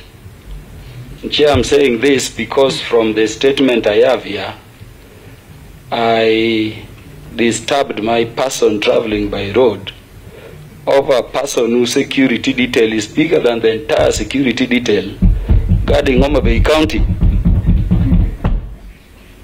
And I think I want to request that in as much as we play politics, we should not play politics with matter security. Chair, to put this matter in context, the Deputy President, in his usual manner, says he has no problem with the security reorganization around him. But the politicians around him are saying there is a downgrade and undue exposure. And this, based on that of his chair, is occasioning unnecessary anxiety in public mind. So Chair, my first question or request is that the people around the deputy, some are not just politicians, CS. And in as much as you are saying you should not be bothered by the letter which came from the Chief of Staff of the Deputy President, the public concern about this matter commenced from that letter. Yeah, I saw it on Twitter and I asked what was happening. In fact, I was asking why didn't the Deputy President's Chief of Staff, knowing the security channels and arrangements, speak with them in a manner that protects the integrity and the professionalism of our security apparatus.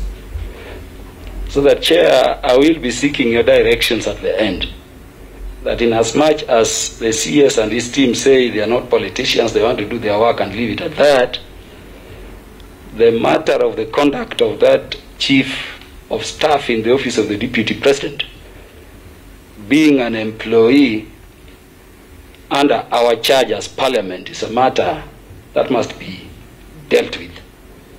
So that I'm confirming that after this, if it has not come from the committee on its own motion, I'll bring it before the committee so that he can come here and tell us the code of conduct under which he operates when he writes and posts things in the social media in the manner he's doing. But CS, this matter has been taken as a discourse outside there because the members of the public and the media, which is our main channel of communication, do not take time to understand the law beginning with the Constitution. In fact, CS, I'm shocked at the manner and the extent to which our very competent officers in the administration police service have been undermined. When you hear people comparing our APs to even G4S, I think we don't understand what the administration police service is and the Kenya police are. So I would have requested that because the media is here and Kenyans are watching, you have elaborated not only provisions of the standing order. I think for the sake of the public, you would have, made a few mentions of it now that the media is showing these proceedings. And more particularly, Chair, the units which have been created under both Kenya Police Service and Administration Police Service and what they are in charge of. Because you see, Chair, people have been saying the Deputy President is not being protected. Us in the committee know that the Presidential Escort Unit, which is a unit affiliated to the General Service Unit, is protecting the person of the Deputy President as they do that of the President. You are being told that a change in terms of the officers guarding the residents was a downgrade. What the CS needs to tell the public is when this Security of Government Buildings Protection Unit was established and its mandate, that people can understand that there is a unit specific to protection of those critical installations, the government buildings like the deputy's residence.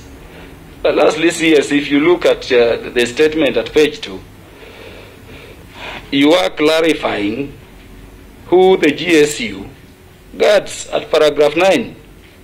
It's the President, the Deputy President, the State Houses and State Lodges.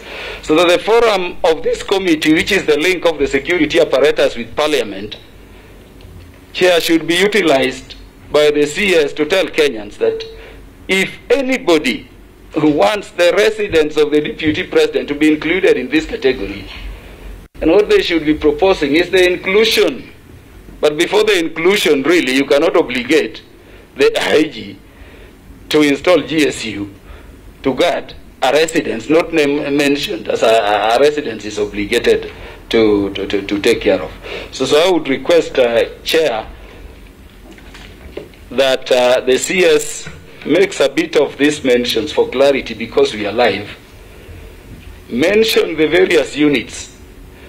I imagine, Chair, that even the Border Patrol unit, the anti-stock theft unit, even this GSU, clarify to Kenyans whether they are under Kenya Police or Administration Police, so that people can understand these things. And to me, that would be good in terms of explaining. And what are these units and their formations and their roles? But Chair, I regret we have taken too long playing politics over an office that is protected more than my county. And that is the aspect that saddens me. Honorable Vice Chair. Chair, let me also join my colleagues in thanking the CS for really telling us the truth and also telling the Kenyans the truth. Matter security, Chair, is something that you cannot compromise as the committee, as the members of this committee. And I'm surprised, and I know why. The reason why now. I saw yesterday the Deputy President say he doesn't want this matter to be discussed by the Committee of Parliament, and now I know the reason why. Maybe he didn't want Kenyans to know the truth. And thank you, CS. Now we know the truth. Just, Chair, I've done a small calculation on police population ratio to the citizens, and I found out it's 1 to 600. 1 to 600. One person has 257 officers, Chair, meaning 254,200 Kenyans are exposed. And this is a person who calls himself a hustler. What happens to the hustlers who are in Korokocho, Chair? What happens to the ordinary Kenyans who live along the borders, especially where I come from? That is for the CS. Just a question to the IG. CS, you told us there is direct request from the VVIPs or the Deputy President to the IG. All these officers who allocated him, was it your predecessor IG or it is you? If it is your predecessor who did this, then I understand you want to now do rearrangement or change things. So maybe you can tell us, was it your predecessor who did this mess, or it is you that you want to come and correct this mess?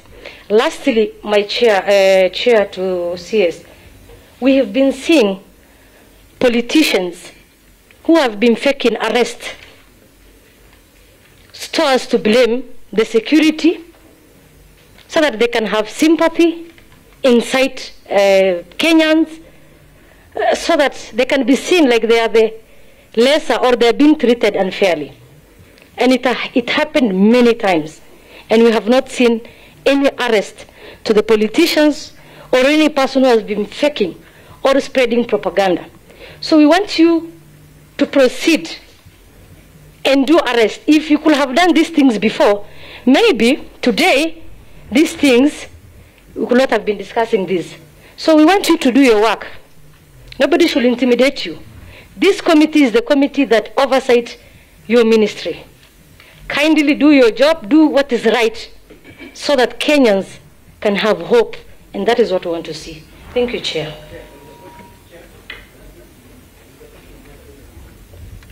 Which question was not answered? Chair, I've just... Your question? There's a question of mine that wasn't answered, that I would hope that he's going to answer. Which is? That when you're discussing matter security with the Office of the Deputy President, who should we listen to? Should we listen to the Deputy President? Should we listen to the Chief of Staff? Or should we listen to his allies? So that we are able to know when we have an official complaint, who should we listen to? Because if we have one situation where the Deputy President says he's okay, then his allies say he's not, then the Chief of Staff says he's not, who, as a committee, should we be listening to? Thank you.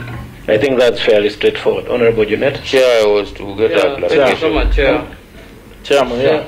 Honorable Mbai, just let me finish that round. I'll give you that clarification. But I hope it's not another question you're asking. All right, okay. Chair, thank you, Chair. Chair, in accordance with the standing orders of Parliament, I wrote a letter to you yesterday requesting to attend the committee as a friend of the committee. And I want to thank you for accepting my request. That's what the standing order says, that you write to the chair of the committee. Initially, first I misunderstood. I wrote to the speaker, but I retrieved it. I wrote back to you.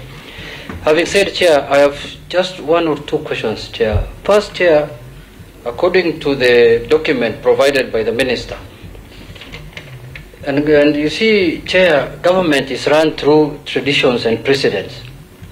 And the previous traditions and precedents, Mr. Chair, have shown that the former holders of the office of the Vice President or Deputy President had very few numbers of policemen or women, 22, 24, 12. We are dealing with a case of 257 here, Mr. Chair. 257, Chair. Chair, where I come from in my constituency, the last census, the population was 204,000 people. And the number of police officers who are there are not more than 70, 80 in my constituency. When I divided that by this 204, one police officer is guarding 3,300 people in a day. Especially the night is worse. One policeman is guarding in my constituency 3,300 people, Mr. Chair. And here we are discussing 257. My question actually is not about the law now, because we have all agreed there is no law that guides how to assign a policeman to VIPs. But it's a question of morality. I want to ask the minister in charge of security whether this is moral to give one person 257 and people in my constituency have only 80 police officers with a very junk old police vehicle, which you have to push at night when it wants to wake up.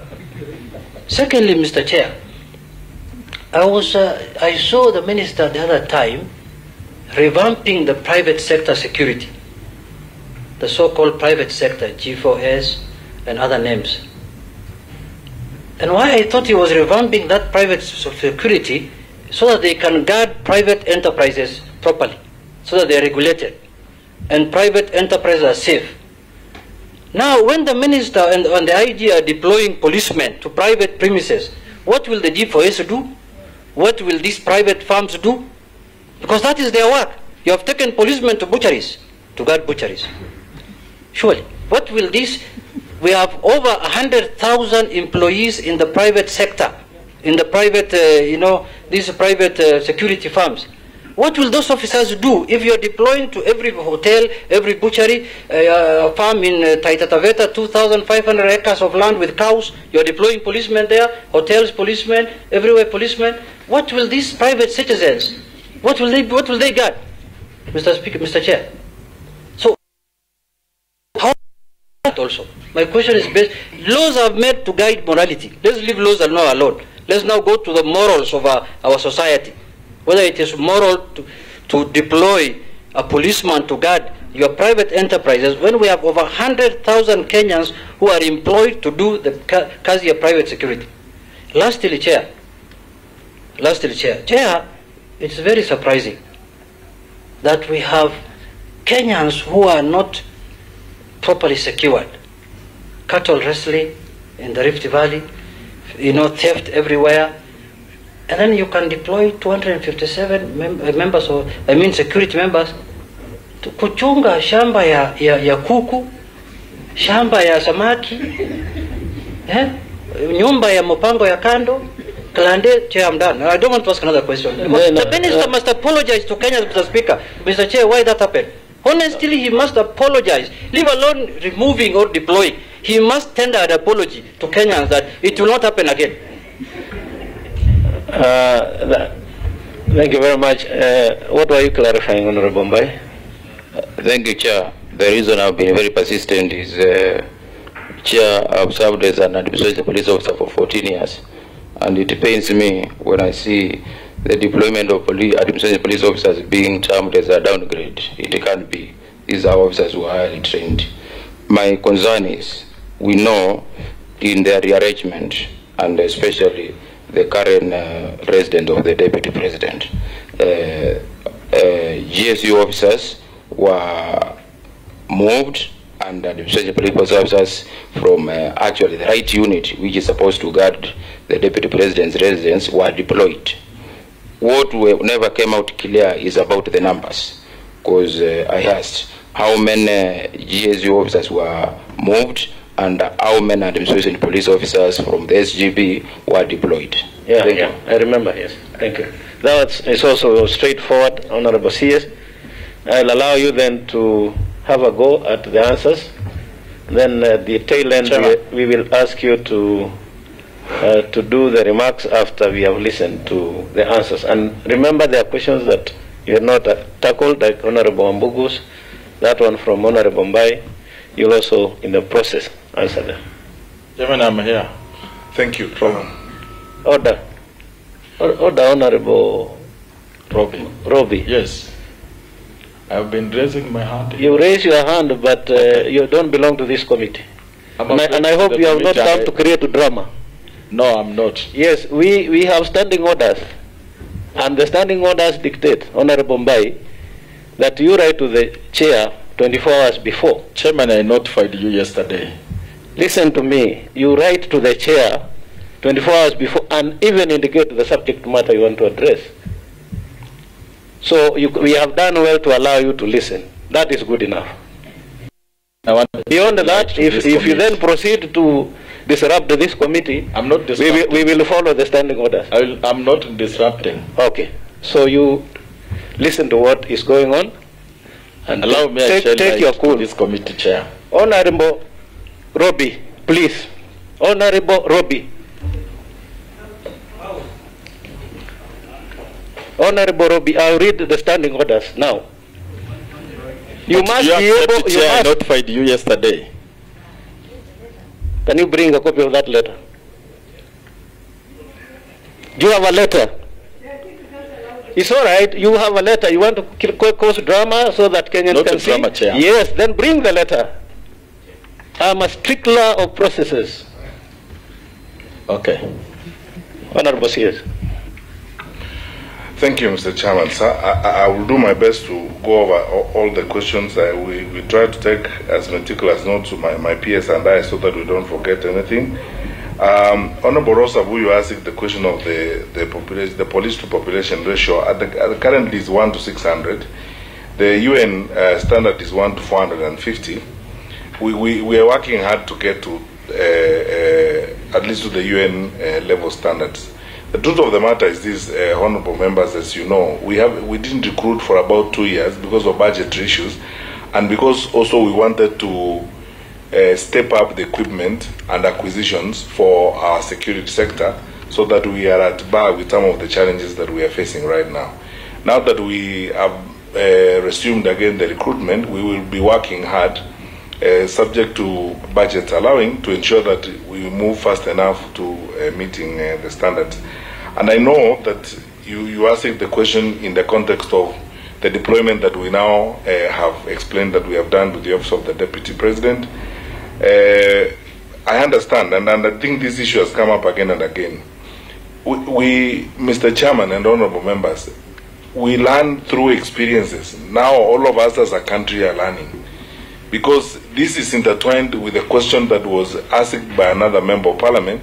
I think it's Honorable Kaluma who said, what happens to, no, it's Honorable Ogu Kaunya who talked about businesses and public office.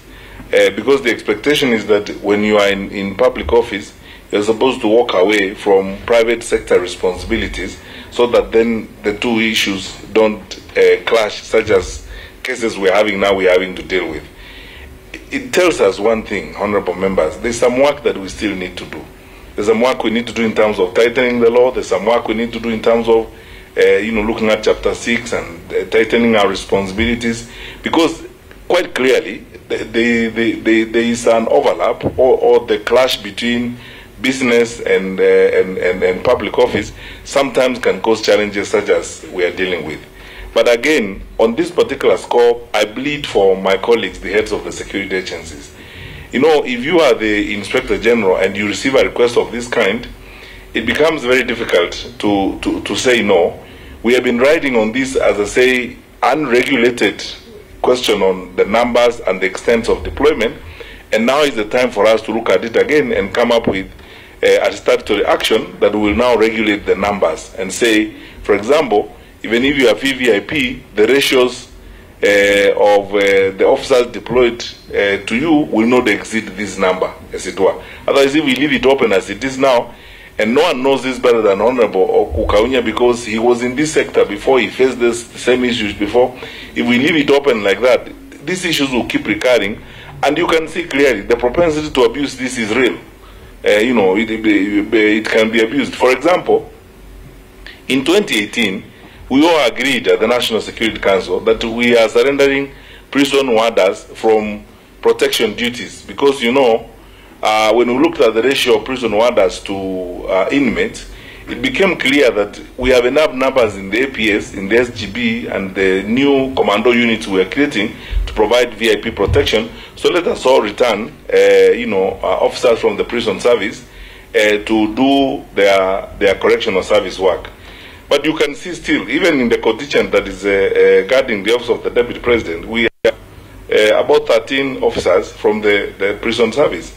So unless there is a strict and stringent regulation and enactment of the same, then we enforce it, all of us, so that it applies across the board, we'll keep encountering these challenges as we go along. Is there a special code of conduct on how to handle these changes and deployments when they come? The answer is actually no. As Honorable Buyu asked. Because as I said, we cannot second guess the Inspector General of our National Police Service. He takes decisions on our behalf throughout. He takes decisions on a 24-hour cycle, and he has the best intelligence and information to make certain decisions. So we cannot require him that if I want an officer from my ethnic community, you must write to me, and then I get the letter and so on.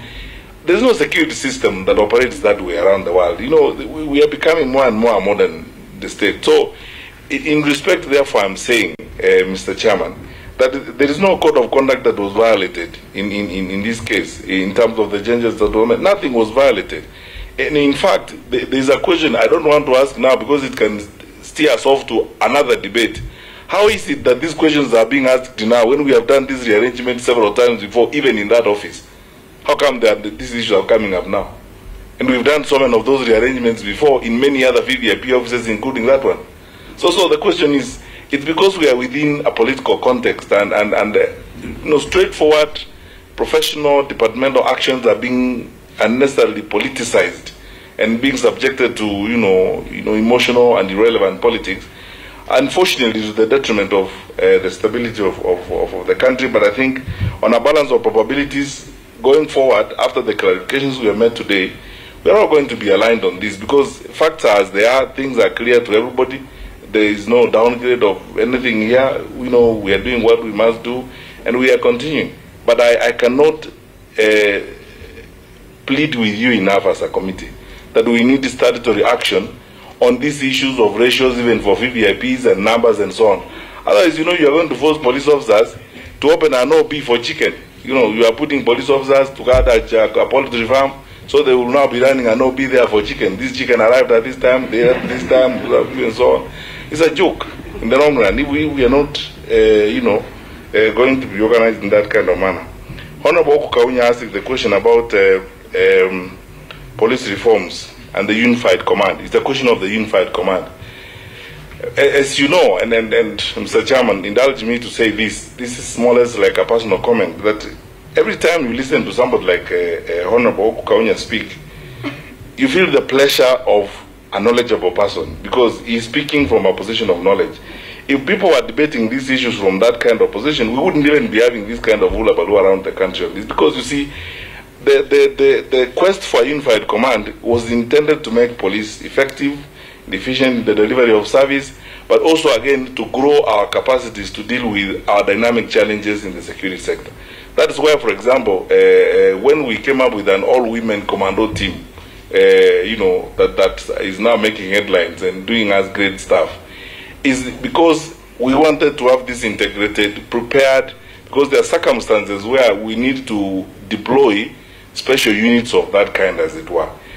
The unified command is a journey, Honorable Kaunya. It is not going to happen in 1 year or 2 years or 3 years. Even we internally are having a debate, because since 2018, when His Excellency the President directed this and began this phase of working on a unified command, we worked on this for about 3 years, and sometimes we step back and ask ourselves the question, is it working well for us? For example, how does it relate to Ngao? And how does it relate to deployment? Is it interfering with what we are doing? The questions abound. But we are just about to begin reviewing, the implementation of this for the last 3 years. I know issues will come up, or some things we need to change, as it were. But it is a journey. It's something we are working towards. But now, and I think that's what you are referring to, because of that unified command, it is much easier to integrate the various units and various formations to get them to focus on a task at one time. If we have a challenge, for example, at a particular border point, we actually can pull together, for example, ASTU, QRT, Border Patrol, and the GSU, even if it's contingent of, the G company, and deliver on the assignments that we have. That's exactly what we are doing right now in Laikipia, where we are forcing a challenge. And our GSU commandant was briefing us this morning about his approach, and you can see clearly that because of that unified command approach, we are moving more towards being much more effective in terms of responding to the present challenges that we deal with. But it's a journey, and because you are our committee, when we do the assessment and the evaluation of what you have done, we'll bring the report to you and we'll discuss it with you, and many of you who come from this background will have an opportunity to comment about what we need and what we need to do better to strengthen ourselves, as it were. Is there a gap in the law in terms of business and public officers? The answer is yes. And as I've said, you can see the conflict that we are dealing with. It's apparent, it was spoken to very strongly by Honorable Rosa Buyu and Honorable Kaunya. It's some of the reasons why we are facing the challenges. Honorable, the late Sergeant Kenei came from the AP, and he was part of the staff, 40 strong personnel from the AP at the Arambe House Annex, which is the office of the Deputy President. I think that's a direct answer, and that is it. Was the DP made aware? This was asked by Honorable Tekla, and I think I answered this question earlier, Mr. Chairman. There is a distinction. There is what you may call a fundamental change, and there is what is routine and quasi-routine. Just imagine if every day you are reorganizing, you are doing deployment. I gave you a classic example. Forget about the person of the DP and somebody who occupies the office of the DP. Just let's take a routine office like a regional commissioner. If every time you are doing rearrangement, the Inspector General was doing rearrangement of the police command in Nairobi, he has to keep writing and so on. I mean, it's unnecessarily laborious, as it were, because all of us work in this context, and all the actors who are supposed to be there know what needs to happen. There was nothing major that was being done here. And as I said clearly, if we weren't in this political context where we are, no one would even be talking about it. And actually, some of this rearrangement has been done before, even in that office. But it has not raised this kind of hullabaloo and so on. It's just because of the political environment in which we are. And now, anything goes, as it were. Even if it is a simple, straightforward action, it's held hostage by the politics of the day. And then now, people go to town, becomes the subject of and church speeches and so on and so forth. I honestly don't think that, this is something that required that kind of thing. About the Honorable Tekla asked about the Constitution and the security of the Deputy President. I think I've answered this question several times. By law and by tradition, His Excellency the Deputy President is guarded by the Presidential Escort Unit with a special team that is set aside for that particular purpose. Does the current holder of the office have that? I answered that, and I've actually provided the statistics and the figures about who is there.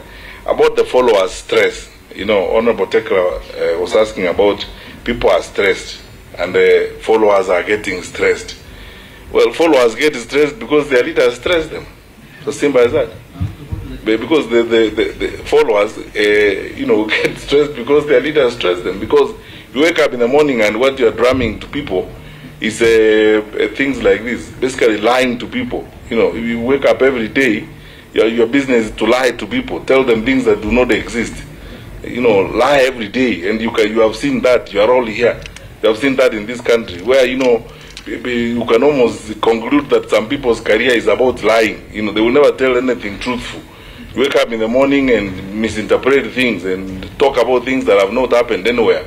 Oh, we are being finished. That's why I said the politics of sympathy addiction. Everything is about sympathy. Sympathize with me. I am dying. I'm being finished. The government is switching off the sun and the moon and so on. If you live that way, then you stress your followers. The stress of your followers is coming from the stress of the leaders. If leaders were honest with people, addressed issues honestly, and are dealt with matter, why would the followers be stressed? The followers are stressed because of their leaders.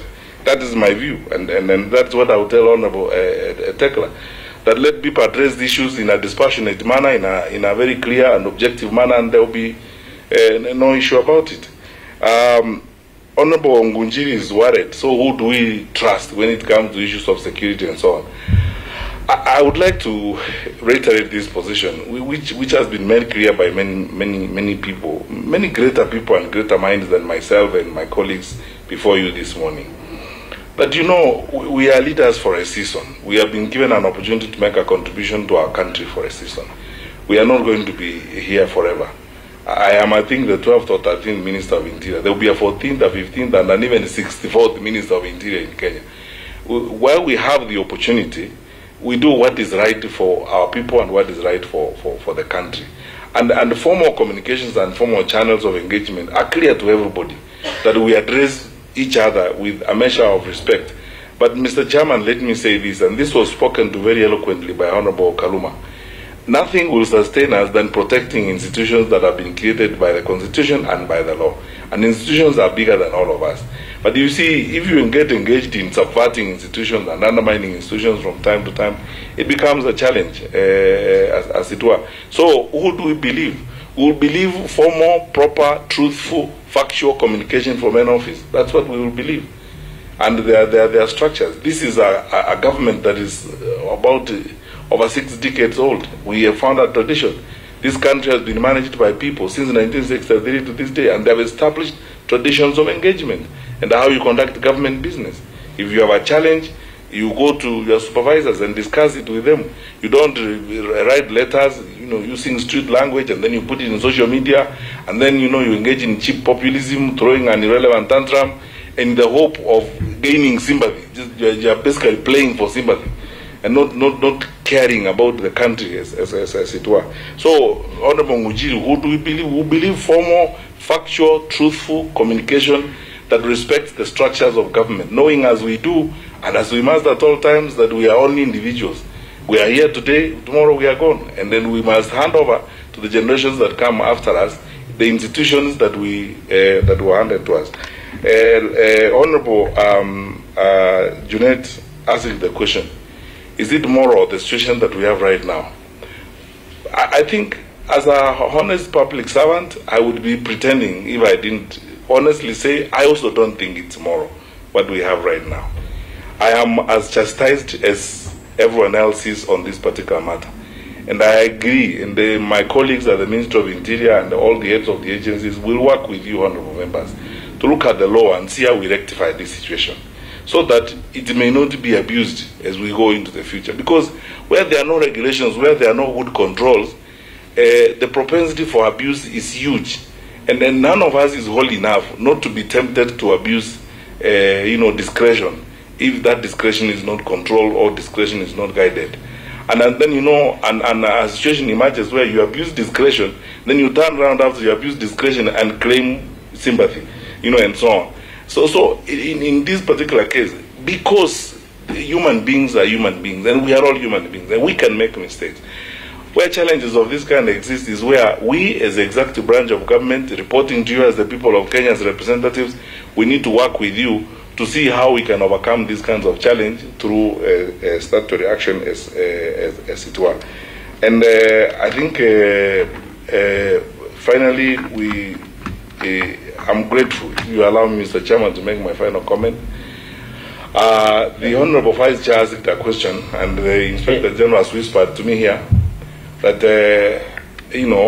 I respond to it. Is this work that was done by the previous IG or something else? Institutions are continuous. I would hesitate to individualize actions and individualize things when they have happened.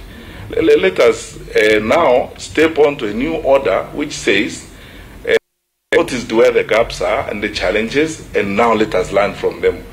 And I think, if I say so on behalf of my colleague here, the Inspector General, I think that satisfies the situation. Let's not individualize or particularize. Let us now learn from it and come together as a people who love their country and want their country to do better and correct mistakes that have been done. I would like to stop there, Mr. Chairman, unless you like me to make a closing remark. Yes, I, for avoidance of doubt, I wanted members so that we are clear. You will, so that we are clear, and we are just doing the final remarks now. I'll give you, Honorable Vice Chair. But I wanted so that we know the provisions of Standing Order 195, which is very important, so that we don't look like we don't want to give our colleagues space to speak, so that we follow the process the way it's supposed to be.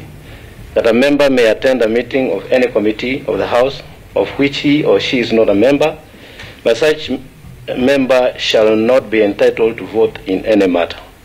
And 2, that a member who intends to participate in a meeting of a committee of the House of which she or he is not a member shall submit a written request to the chairperson of the committee at least 24 hours before the meeting.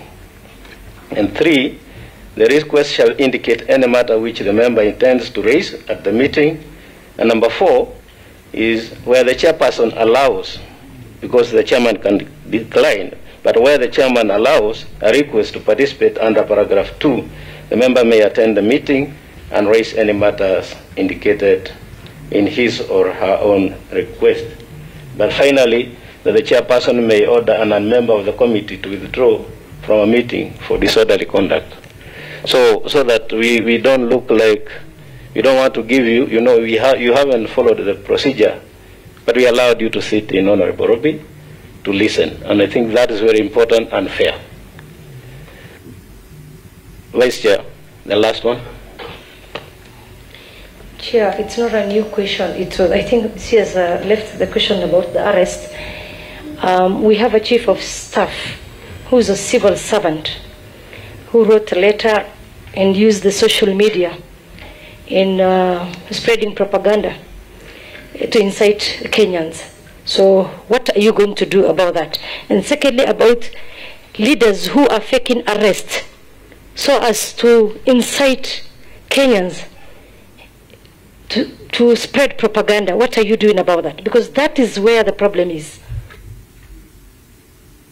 Chair, could the CS also... Order. You did not ask to speak. I beg you, Chair. Just in his last comments. Yes. Because this is something which has disparaged the stature and the standing of the officers serving in administration police service.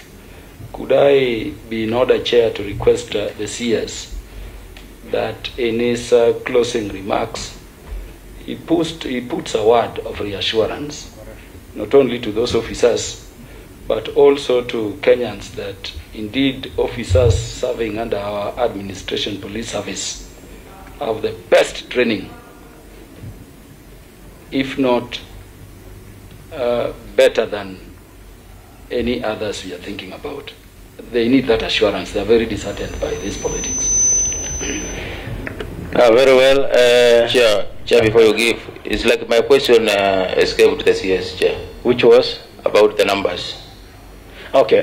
You will pick up that together with your final remarks and what I'm just about to say. Members, this matter is in public domain. We are even aware that a senator had written to the Speaker of Senate to recall Senate to discuss the matter. But I think this is the most appropriate committee to discuss it, and that is why we are on top of things. Security is not a default function. Yeah, what is important, and the Speaker of Senate knows as much, and he said that this belongs to the National Assembly, and that's why we are on top of this. The minister should ignore it. So, Honorable CS, I want you to know that if you are able, maybe you can share that letter from the Chief of Staff, because not the one that is doing round in the social media, but the one that was sent to the IG, you can share with the committee. And also, as you close, tell us what would be the work of prison warders in those installations. Why are you picking prison warders from prison to take to some private property? If you said they are in private property, or are they in the official residence? You can clarify that. That's very, very important. As you also assure the nation that the security of His Excellency, the Deputy President, is intact, is proper, is in place, and that there is no cause for alarm. And finally, Honorable CS, we have had a few members of Parliament, my colleagues, who are saying they don't have security officers. Not even a single one. What do you have to say about those people? Are you ready to provide? Can you get some of those so many who are guarding chicken? If you said so, then we can come and guard the elected members of Parliament. Thank you. Thank you, Mr. Chairman. Honorable members, I think in quick succession I will respond to the issues. The question of the letter of the Chief of Staff that is in social media is the same letter as the one he addressed to the Inspector General. It's the same letter he wrote and then circulated into social media. What are we going to do? Two wrongs do not make a right. And I think when people make mistakes, I honestly don't think it's good to, again, deal with them in a manner that does not help them correction and or correct their behavior. I would plead with the committee that you let the Civil Service Code of Conduct kick in, and we have a very elaborate Public Service Code of Conduct, superintended over by the Head of Public Service and the Public Service Commission. We will deal with this matter internally, and then through the Office of the Head of Public Service, we will quietly mediate this matter, because we are concerned about that new law of circulating public documents and writing them and taking social media. We can't again engage in public chastisement of public officials, especially senior ones like the holder of the Office of Chief of Staff in the Office of the Deputy President. Mistakes have been made, but I would like to plead with you that you give us an opportunity to use the established institutional channels of resolving the matter.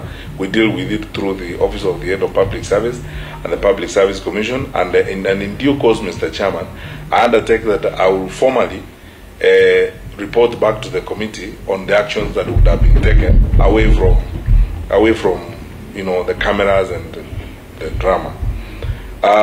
Leaders who spread propaganda, we are working with the National Integration Cohesion Commission on this matter. We're working so hard. I am aware that there are several investigations going on right now, jointly between NCIC and DCI, involving a number of leaders and statements that have been made, as it were. I've said this several times before. You are our security committee, and we agreed that we are going to have a retreat at some point at which we will tell you the different protocol we want to apply this year, because we want to support a situation where we ourselves look for seek orders to bar certain people from contesting public office or to be declared unfit to hold public office on account of their conduct and their behavior. It is not a one-day affair. It's a journey that we all need to walk to. We will achieve more and faster through consultative work and counseling each other and speaking to each other. But where it becomes very difficult, of course the law will help us as we go along. So I suggest, Mr. Chairman, also with your kind indulgence, that again, when we come before you next time with NCIC, I'll ask the chair of NCIC to prepare a separate report on what they are doing on this work and how far they have gone in terms of identifying culpable individuals who then would be brought to account in this respect. The administration police, of course, Honorable Kaluma, the AP are one of our well-trained teams across the country. I speak passionately and strongly for all police officers in Kenya. Our level of training, Mr. Chairman, there are countries in the region that are coming to us to train for them, to share experiences with them, to offer them our resources. Some of you went to our training institution in Kanyonyo the other day, for example. How many countries in the region have achieved that kind of capacity of training? And the people we are training there, Border Patrol, collaborating with several institutions across the world, it's world-class training that we are offering our police officers. That is why we are proud of the work that our police officers are doing on our borders, especially the Border Patrol team between us and Somalia. You saw what we were doing in Mombasa last week, to be able to track down, working within a multi-agents framework, track down terrorists and stop them in their tracks before they access vital installations. We have men and women who are committed, who run towards danger when we all run away from it. And I would hate a situation where we look like we are besmirching or talking down, one group as opposed to the other, as it were. They are all doing a fantastic job. They are wonderful people for whom we should be grateful to God and whom we should support as we do. And the AP, of course, are a fantastic lot of people, as it were. What do prison warders do? Prison warders are security people. They are trained, for all intents and purposes, they are security people. But there are leaders or individual public officials who prefer, to work with particular security people for some reasons. And they may draw them from, units that are not necessarily supposed to provide security, but they draw them either to drive them or drive members of their families or do certain things for them, as it were. That is why the National Security Council made this decision in 2018 that let us delink the prison service or the prison warders from VIP protection and so on. But I know that there are one or two leaders who insist for certain reasons because of background and so on. I undertake, Mr. Chairman, that working with the Commissioner General of the Prison Service, we will try to ensure that the directive of the NSC is met and these prison warders go back to do the work for which they are trained.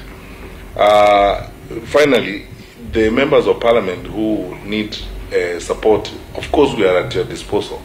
And those who need support in terms of individual close protection, I think is a matter I would like to take away from the cameras and we can have a discussion on it, Mr. Chairman. Finally, I want to assure the country that there is nothing to even think about the security of His Excellency the Deputy President of this Republic. We have a very disciplined security sector. We have sufficient resources, human and otherwise. We have enough assets to protect our number 2 in command. There need not be any debate or any discussion on that for now. To the farthest extent that I know of, and I get briefed by all these wonderful people working with me, we have nothing really to worry about. And when we get to know through formal circles, if the things that are done in secrecy that we don't know, those I can't account for, only God and the devil can know. But the ones that are done openly and formally and within allowable structures of the law and within the spectrum of our constitutional and statutory responsibilities, I can assure everyone there is nothing really to worry about in that respect. And we will continue to discharge our obligations with the same efficiency, commitment, objectivity, and focus that we have done in the past. Thank you, Mr. Chairman. Very well. Then that brings us to the end of our formal engagement in public. And I know you alluded to the fact that you could take us in camera and share some details which you are not willing to share. I don't know how long that will take so that we can make a decision now. So that is going to be 5 minutes. Honorable members, can we get into camera now? Thank you very much, members of the 4th Estate. I think you have covered enough. Let's get the details in camera. So only members of the committee remain, and the CS, you'll also decide who in your team is going to remain.